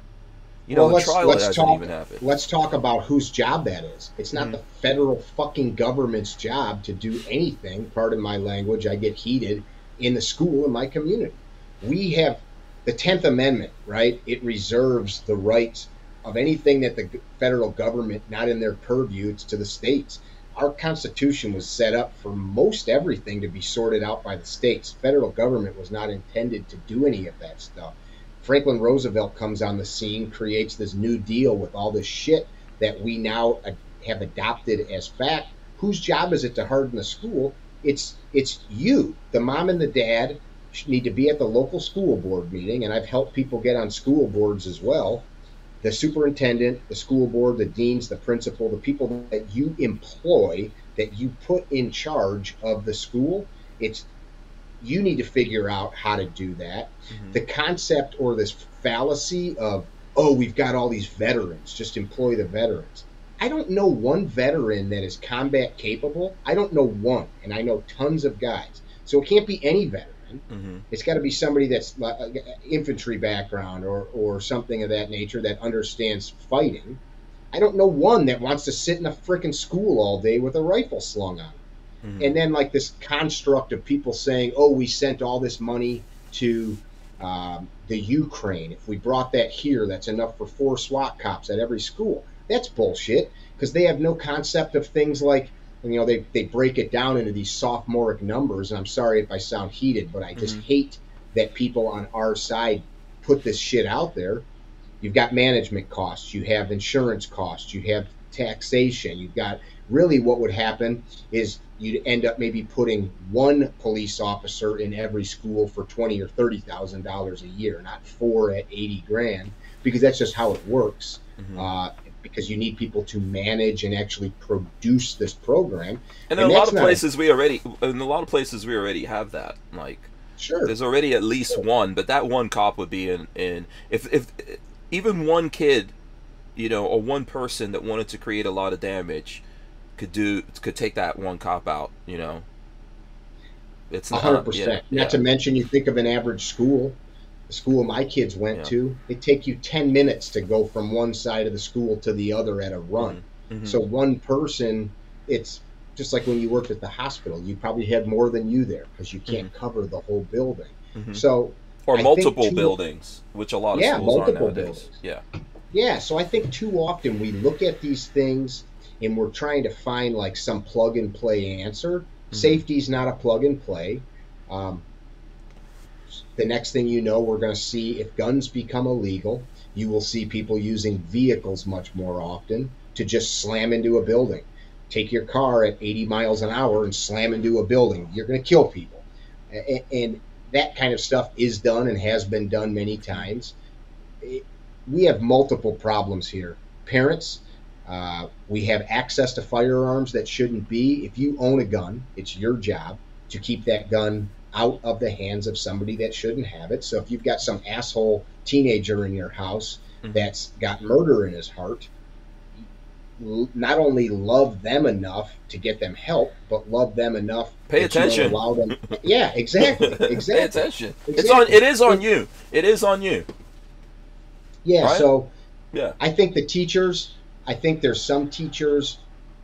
I don't think it should be required for a teacher to have a gun. I think if there's some teacher that's willing to go through. Here's the thing. People think some policeman in a school. I train cops all the time.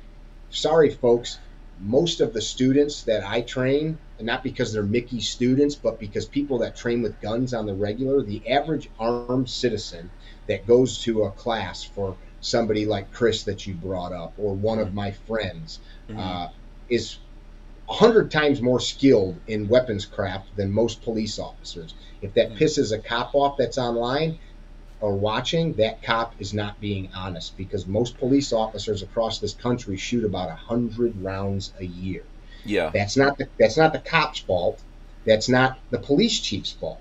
That's we the people's fault, because we have turned law enforcement into healthcare workers. We've turned them into social workers. We've turned them into cat in a tree collectors. I got buddies that tell me that people call 911 because their kids won't put their shoes on and go to the bus. No shit.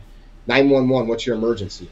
My son will not put his shoes on and go to the bus. He's not listening. Like, why? What? When I was a kid, if you push 911 and it wasn't an emergency, it better be freaking serious. I thought I was getting in really bad trouble, right? So we, the people, have created this situation where the cops aren't trained in what we want them to be trained for. We're hiring police people, men and women, that are not good at doing rough shit. We hire people based on their credit score and their ability to show up to work on time, which is important in some capacity. But when it comes down to it, we expect these people to rush into danger and to do really bad shit to bad people. Well, I need to hire somebody that's got the aptitude and the desire, in a sense, to be willing to punch people in the face and get punched.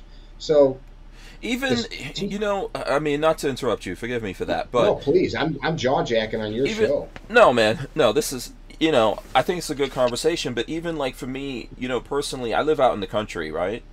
And, we've got a sheriff and deputies and stuff like that, and I actually went to do some stuff. One of my friends, his dad was a SWAT team leader, and he came out here and he volunteered to teach my deputies, and I went out there to meet him and be part and sit in on the class and stuff. My deputies, the ones that had ARs, either didn't have the right optics on it or didn't have them optics on backwards. Yeah, man, they didn't have it sighted in at the right distance. It was so crazy. And this is what's happening. Now, flip that over to New York City, for example. How many places are there in New York City that police officers could even go shoot? I don't think people have not really thought about that. I think there's one or two maybe in New York City. There's no way all the police officers in New York City are going to get the time they need behind a gun to do training or even target practice, right? It's just there's weird stuff going on, and we, on all sides, people just don't want to face what it will actually take to do it. I think the big issue is who we hire. Check this out. I just thought of this. I have this quote in one of our course curriculums in our rifle class. The great body of our citizens shoot less as time goes on. We should encourage rifle practice among schoolboys and in all classes, as well as in the military services, by every means of our power. Thus, and not otherwise, may we be able to assist in preserving peace in the world. The first step in the direction of preparation to avert war, if possible, and to be fit for war, if it should come, is to teach men to shoot. That wasn't recently. That was Teddy Roosevelt said that after the Spanish-American War. Yeah. So, like, even then, we have bred. No, you're good. You got like 25 seconds. Go ahead. We have bred that out of our society, and that's dads and moms doing that. We're no longer a class of citizen soldiers. That's something I aim to change in my sphere of control and who listens to my little thing, right? Yeah, absolutely. I agree. We're going to take a quick break. We're going to be right back here. I have some stuff I want to add. The Who Moved My Freedom podcast is made possible by our partners at 2A Commerce. Veteran-owned and with over 20 years experience, 2A Commerce is the leader in custom e-commerce and web application development in the shooting sports industry. Clients include major brands such as Guard Dog Body Armor, Sylvan Arms, AccuFire Technologies, The Tactical Games, Warrior Knife Company, and yours truly, Hank Strange. Visit 2A Commerce and support this show by supporting them. Once again, visit the number 2acommerce.com. Yeah, you know what that made me think of, Mickey? Civis Pacem Parabellum. Yeah. Right? You know, if you seek peace, prepare for war. Right? 100%. Yeah. 100%. I think there's a lot of like cute isms like that. Right. Like an armed society is a polite society. Okay, go look at Brazil, because that's an armed society, and you see some horrific street crimes there on the daily, or Mexico. So I think we can't always be so simplistic. We need to teach children to look at what's going on in Chicago. I've got a buddy that's in one of the suburbs, but he's on a major crimes task force, so they deal with a lot of gang crimes. Our state just passed a ghost gun ban. Friends of mine are the owners at Polymer 80. Their guns are now illegal, will be when the law goes into effect in the state of Illinois. So unserialized, like 80% pistol rifles.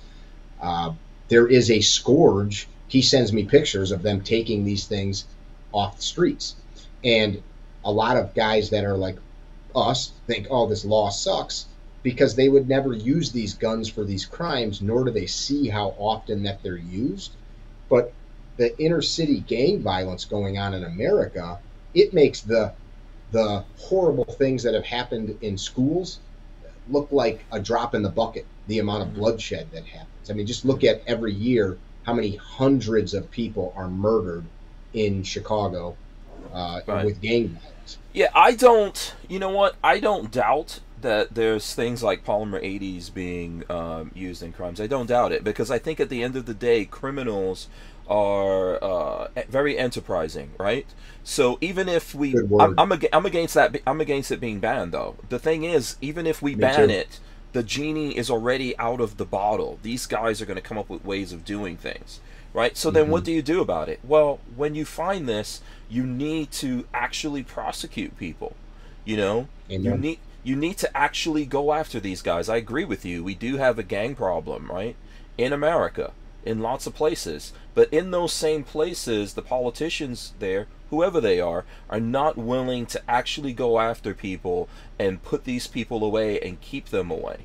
You know? Which is we the people problem again. Who voted in the state's attorney that's letting these dirtbags go? I mean, I know a guy out here in our area that is very fond of finding these massage parlors where they're giving dudes a little rub and tug, and they put it all over the internet like it's sex trafficking. It's not. It's some lady that's trying to pay her rent, and she's doing shit she shouldn't at a massage parlor, and then they're slapping guys on the wrist for like some of these major crimes, and it's like, how is this analogous? Or how is a happy ending? Yeah, a happy ending. That's saving the world, in my opinion, to be honest. Yeah. All the guys that have gotten locked up for weed. I don't smoke weed. I don't care if somebody smokes weed. I think liberty. I am a liberty-minded person. The amount of taxes that everybody that argues legalize it and tax it, I say fuck you. Legalize it and don't tax it. Just like alcohol is so taxed. It's incredible. But we fill our jails full of people that sell dope, weed, and then we are letting guys out that have committed violent felonies. It doesn't make sense. No, we're not doing anything about it. We're not. I know that there's a lot of bad people that are in jail, but there's also a lot of people that should be locked up that are not, and they're not. It's not the cops' fault either, because I know tons of cops that are out there trying to pick these guys up, and they say, I see the same guy 3 weeks later, and they're like, why is this person back out on the street? We picked him up for 2 or 3 felony charges. Yeah. Why? And we do see this all the time. It's just a really weird thing, man. There's so many cases where you see that, hey, you caught this guy out there with a gun. Forget about an 80%er, right? But I don't doubt that it happens. I believe you that it happens, right? You caught this guy with a gun committing a crime. What's up? Why is he back on the streets with everyone else? And why is all of a sudden the solution to that is to make it more difficult to layer more laws on top of people in America that are actually law-abiding and follow the laws? I mean, I would say in America, man, we have a mega crap ton of laws when it comes to firearms, and that on its own is not solving anything or stopping anything, right? I think we've got a real moral issue. We had a law enforcement officers shoot a felon. Felon's got funeral. The dead felon, deceased felon, has got his funeral underway, and like another rival gang drove up and shot the heck out of the funeral, like the family that's out there burying this deceased person. And the media pitched it as in like it was like somehow the police had something to do with it, or that it was the guns. Like nobody said a gang member got shot by police during the commission of a crime. End that sentence. Next sentence, while being buried, rival gang comes up and illegally, criminally just starts spraying a cemetery full of bullets. Like instead of just saying it like it was, it's like guns are bad and the cops killed somebody. Like that was the story. Like wait a minute here. We got like a real problem with the truth and with just shoot straight. Well, that's the narrative nowadays. You know, I think we tend to do these massive swings in directions, right? So I think that for sure there's been times in America when you've had, you know, people that abuse their powers or their whatever it is as police officers, right? We've had that. We've had police officers be criminals, do all kinds of things. Always will too.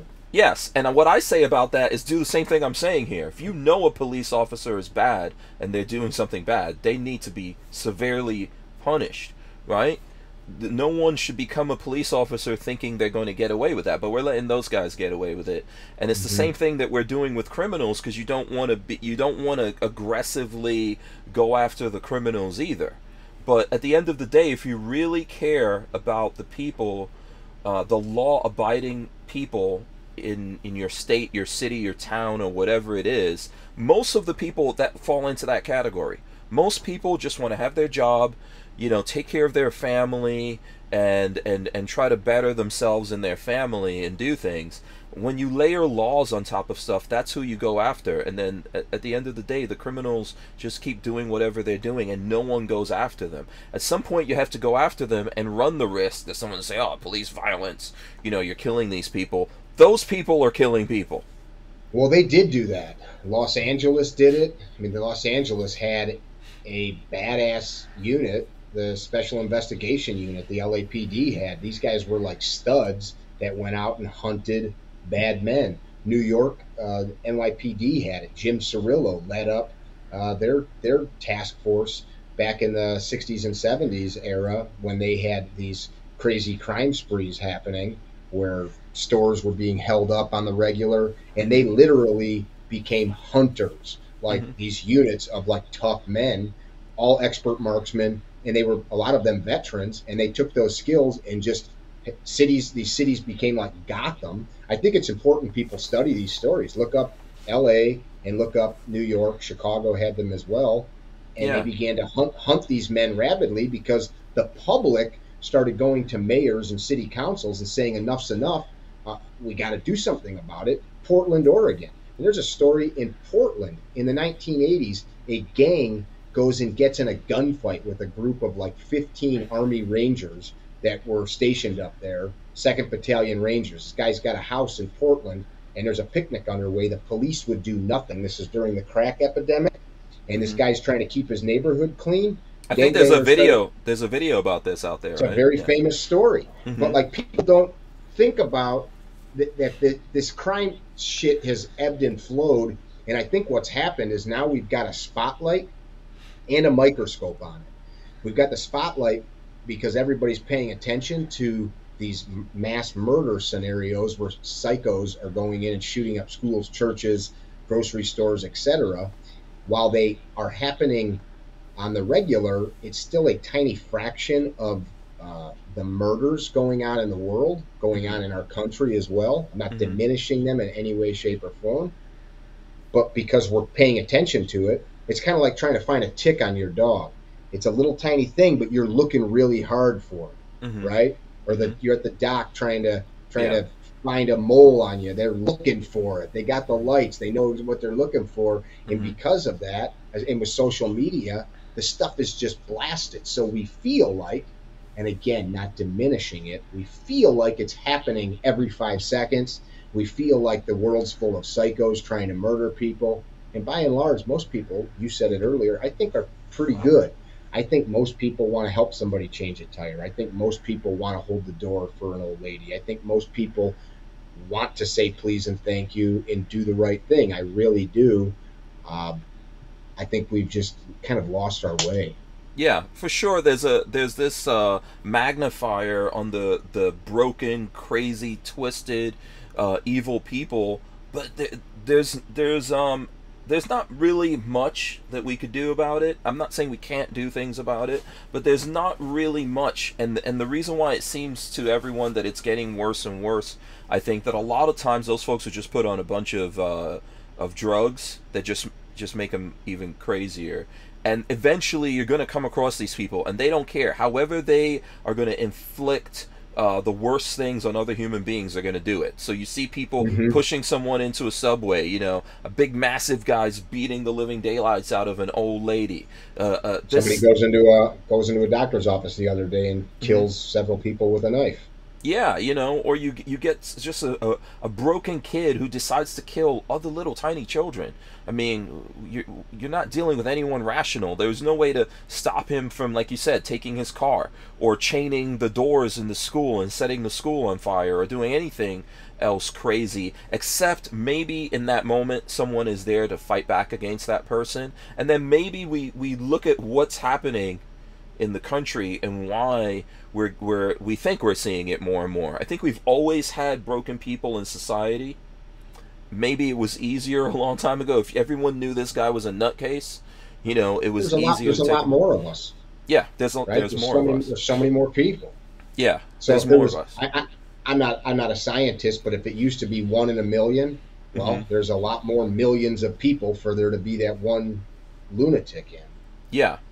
So I think, you know, we have to realize at some point to really do something about this. Layering laws on top of laws are not going to make any difference. If it would have done that, it would have done it in the last 20, 30, 40, 50 years of laws. Laws can find the just. That's all. That laws only can find the just. And then they give us a means of punishing the wicked. That's it. They don't stop wicked people. As you just said, they give us a means to punish them, and they give the just lines to paint inside of. That's it. Yeah, absolutely. Okay, there's something I do want to talk about before. I know we've not got that much time, but there's one of the things that when you were coming on, I was looking at your videos. You know, I was YouTube stalking you a little bit. And one of your videos came across my radar where you were talking about what happens when you get pulled over. And like how to react to when you get pulled over by a cop. Do you know what I'm talking about? Of course I do. Yeah. I thought it was a great video. I thought it was funny and all that kind of stuff. But I happened to have gotten pulled over myself, and that was like, for whatever crazy reason, one of the biggest videos that I put up on my YouTube channel. What, did you film yourself getting pulled over? No. So what happened here is that, you know, when I got pulled over, the deputies, they had their camera stuff going. But what happened in my story was that I actually, my car radar detector was going off like crazy, and I saw about 30 police cars. So I had taken my dad, it was... I think it was like Easter Sunday, and had taken my dad to the airport, and I was driving back, and I saw these. I was not breaking the speed limit or anything because all the warning things are going off. But what happened is that there is, close to where I live, every Easter Sunday there's a family there that has this big massive barbecue. and they're a black family. A lot of black people come out to that thing. There's rappers. It gets really crazy. There's a lot of people. They rush stores and they create all kinds of problems. So the deputies from that particular department, what they do about it is they pull anyone they see driving through that area that's black. They pull them over. Right. And that's what happened to me. And I didn't realize that because wait, you're black? Well, yeah, you know, amongst a lot of things. But what the reason why, because you asked about how I got the footage. So this thing happened to me, and there's a friend of mine who was actually in that department, and he told me why, because I didn't know why it happened. I didn't know why they pulled me over. This department makes you get out of your car. Like, they had me on my hands on the hood of their car and all that kind of stuff. There's a whole thing. There's a video on it. But he said, hey, they did this. A friend of mine that's white that was in that department said they did this to you because of the color of your skin, and I think you should get that video and show it to people, because what they're doing I don't think is right. So that's why I wound up putting it out there.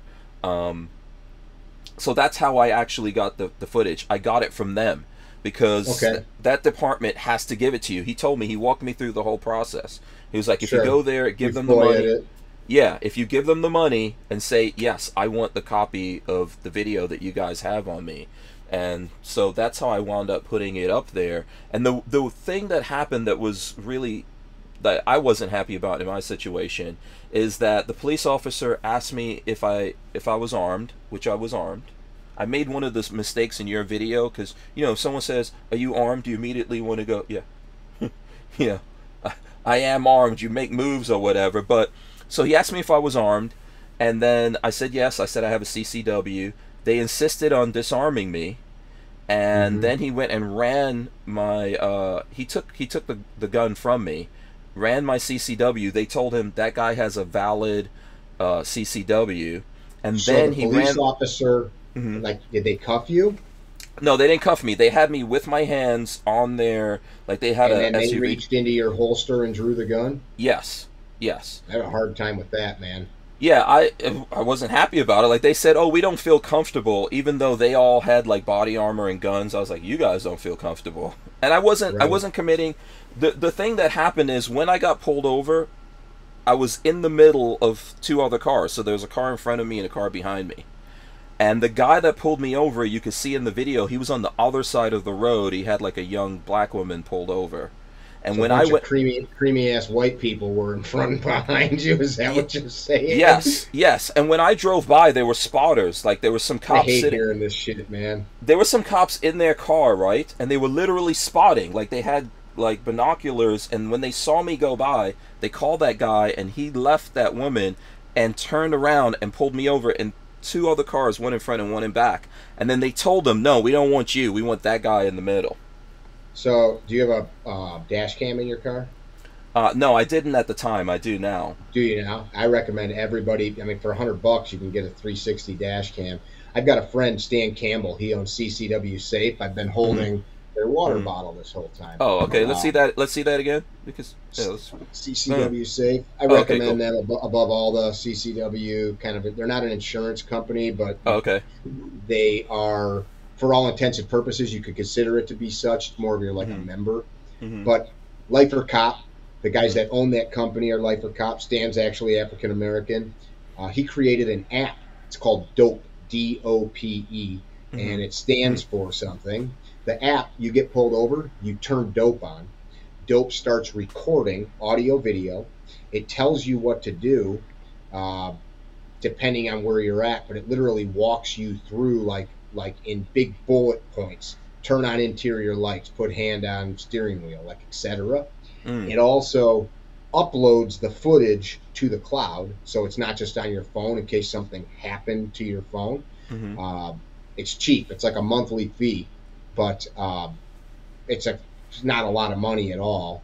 And then there's a bunch of training videos that the program gives you that one, you can practice, which I think you should practice, just like you practice the draw stroke or you practice communicating. It allows you to kind of work through that.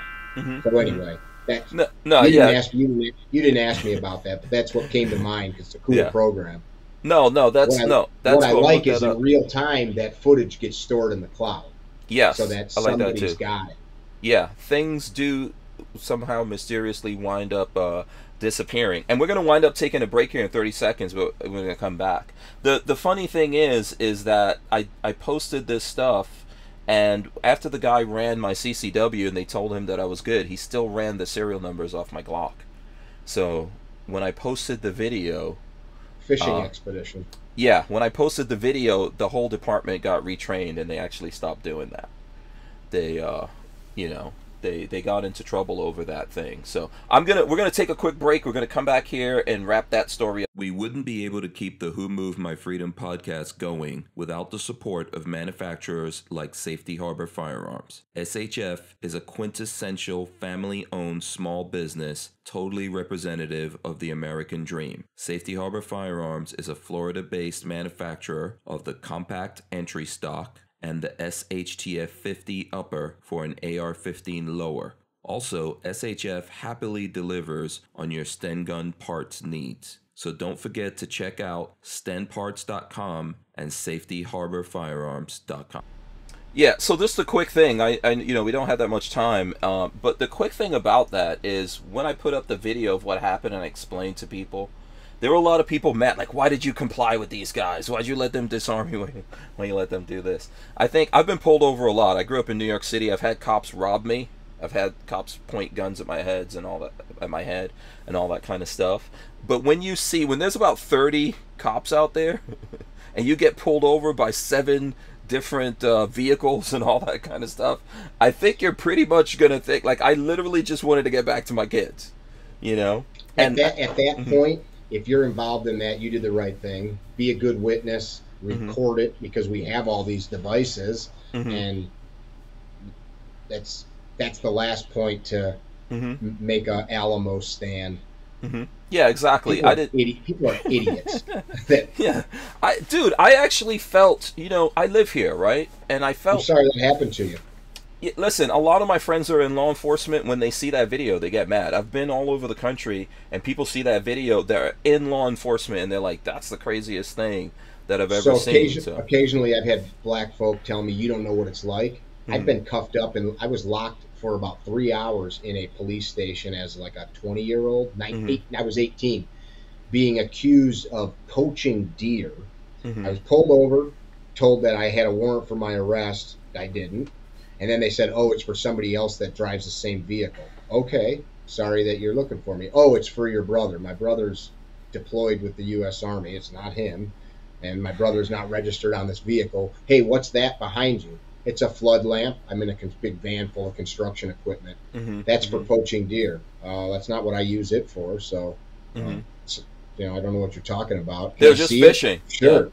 Yeah, can I see it? Sure. I hand it to the guy. He goes, this is now property of the police department. If you want it, come in and talk to the chief. I'm like, you can't take it. And he's like, what are you going to do about it? So I go in there the next day.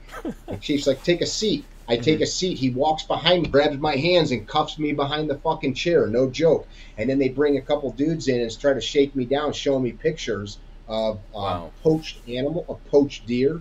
And they're like, did you do this? No, sir. Did you do this? No, sir. Wouldn't let me call anybody. So I've been in this situation as well. Yeah. So it's part of the reason that I've done some of the things with politics that I have. We had a crooked sheriff that we got out of office and put another sheriff in. Yeah, absolutely. Listen, I've gone through things or whatever, and I think for sure there's some racist people out there, whatever. We're human beings. We're not all good. There's some terrible people. But yeah, in my opinion, I think anyone is capable of getting pulled over. There are folks who become cops just to be bullies, or pastors, or school teachers, or gym coaches. Yeah. When I was looking at your video, it just like brought that whole thing back. I honestly did not want to post that video because I live here and I didn't want to get into stuff. But at the end of it, I'm glad that I did. And I know that's why my friend asked me to do it, because he was like, listen, man, I think what they're doing is wrong, but I don't have the ability to fight it. You just went through it. You can actually do something about that. And I think that's what I dig it. Yeah, that's what came out of it in the end. Listen, man, I've taken up a lot of your time, but I've personally enjoyed the conversation. We've never met each other. Yeah, we've never met before. So hopefully it wasn't so horrible that you will actually come back here. Yeah. Oh, I loved it. It was a great time. Thank you so much. Yeah, absolutely. Here's what I do want to do. I want to give you a chance to tell the folks out there, like, how they can, how can they support you? Where are the places they can go to find out more about you? I appreciate that. I would rather than talk about myself, I would challenge you, the listener, to one single thing. So Carry Trainer's the brand. Punch that into YouTube, Instagram, Google. You'll find us, Carry Trainer, carrytrainer.com. Something I'm working on that I think is super important is challenging myself, but I'm also going to challenge you. Try it for a week. Do the right thing. Whatever that means to you, do the right thing. Take the hard right over the easy left. We talk about all this stuff that we've talked about, like making the world a better place. If we're not willing to do it ourselves, we can't expect our neighbor to do it. If we're not willing to do it ourselves, we can't expect a law to do it. If we're not willing to do it ourselves, we can't expect our sons and daughters to do it. If we're not willing to do it ourselves, we can't expect our politicians to force others to do it. And the right thing can mean anything from being kind to picking some trash up that you see in the parking lot, to going the extra mile with helping somebody, to going the extra mile with helping yourself. I've developed this mantra in my own head when I start to feel like I don't want to do something, and I yell at myself in a positive way. I say, do the right thing, motherfucker. And it snaps me into that headspace. So find me if you want to, but I challenge you to force yourself. Try it for 7 days. Anytime something comes up that you don't want to do, you want to eat something that you know you shouldn't, tell yourself, do the right thing. You want to be lazy instead of exercising, tell yourself, do the right thing. Your kids want you to read to them and you want to watch TV, shut the TV off and do the right thing and read them a book. Awesome. That's great. Appalachian Gunrunner said it was a great show. Here's what I'm going to do, though. I'm going to run in the end, and I'm actually going to come back and ask Mickey to give us some words of wisdom, which I think he kind of just did, but we're going to get, like, more words of wisdom out of here, if that's okay, Mickey. We're going to get words. That's what the final word is, always words of wisdom from our guests. So, yeah. So, if you need to go look that up real quick, I'm sure you don't. I know exactly what I'm going to tell you. You don't have a deficit. I know that for sure, that you don't have a deficit. Let me run in the end right now. All right, guys. Thanks so much for hanging out with us. It's a great show. We will see you guys back here tomorrow. I think that we're gonna have on Vincent Sheffield, former ATF agent, will be joining us tomorrow, so that should be a good show for you guys if you want to come back here and watch it. So okay, words of wisdom, Mickey, what you got? Don't be so hard on yourself. I think too often we the thing I just told you a minute ago about trying to do the right thing, try is a word for losers. Don't try, just fucking do it. But I think too often we frickin' hold ourselves to an impossible standard. We fuck something up, we mess something up, let it go. I think, like we talked about earlier, it's pretty easy to develop a pattern of making alibis, though, where you can't just say, like, oh, I fucked up, it's okay. But you got to let go of what was and drive on like this kid did. I mean, like, if he just always did whatever he always did, this wouldn't have happened, and he wouldn't have lost 74 pounds.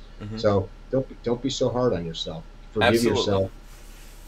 Yeah, good stuff, man. Okay, stay right there. I'm going to press all the buttons to end this. Here we go. Thank you. I got to make sure I press these buttons correctly. That's always the toughest part.